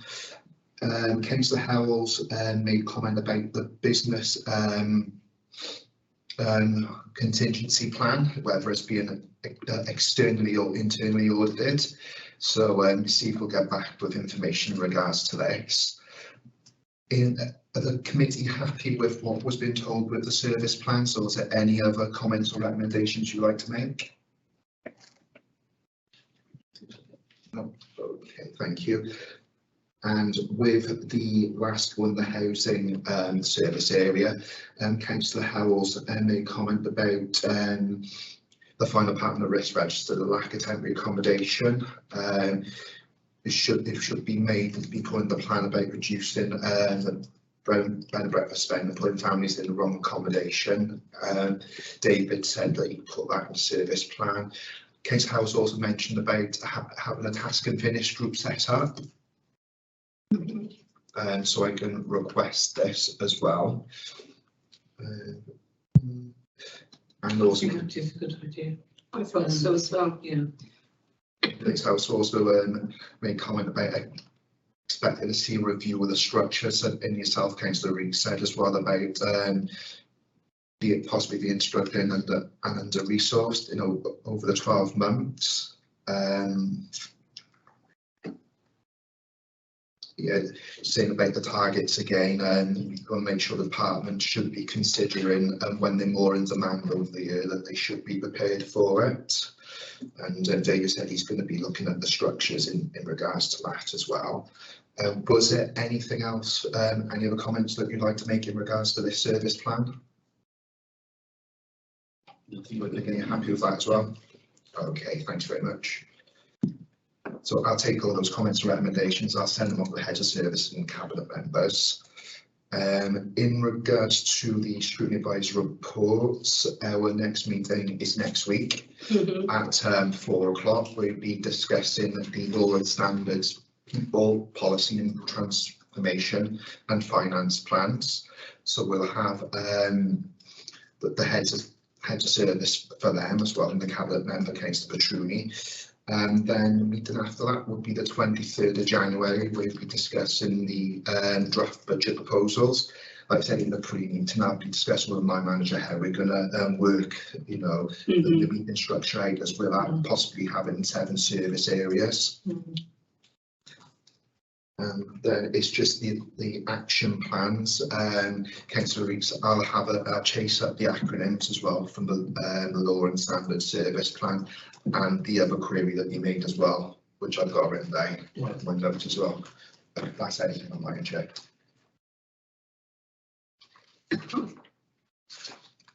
Are we still on live? Yeah, we can end the chat. Right.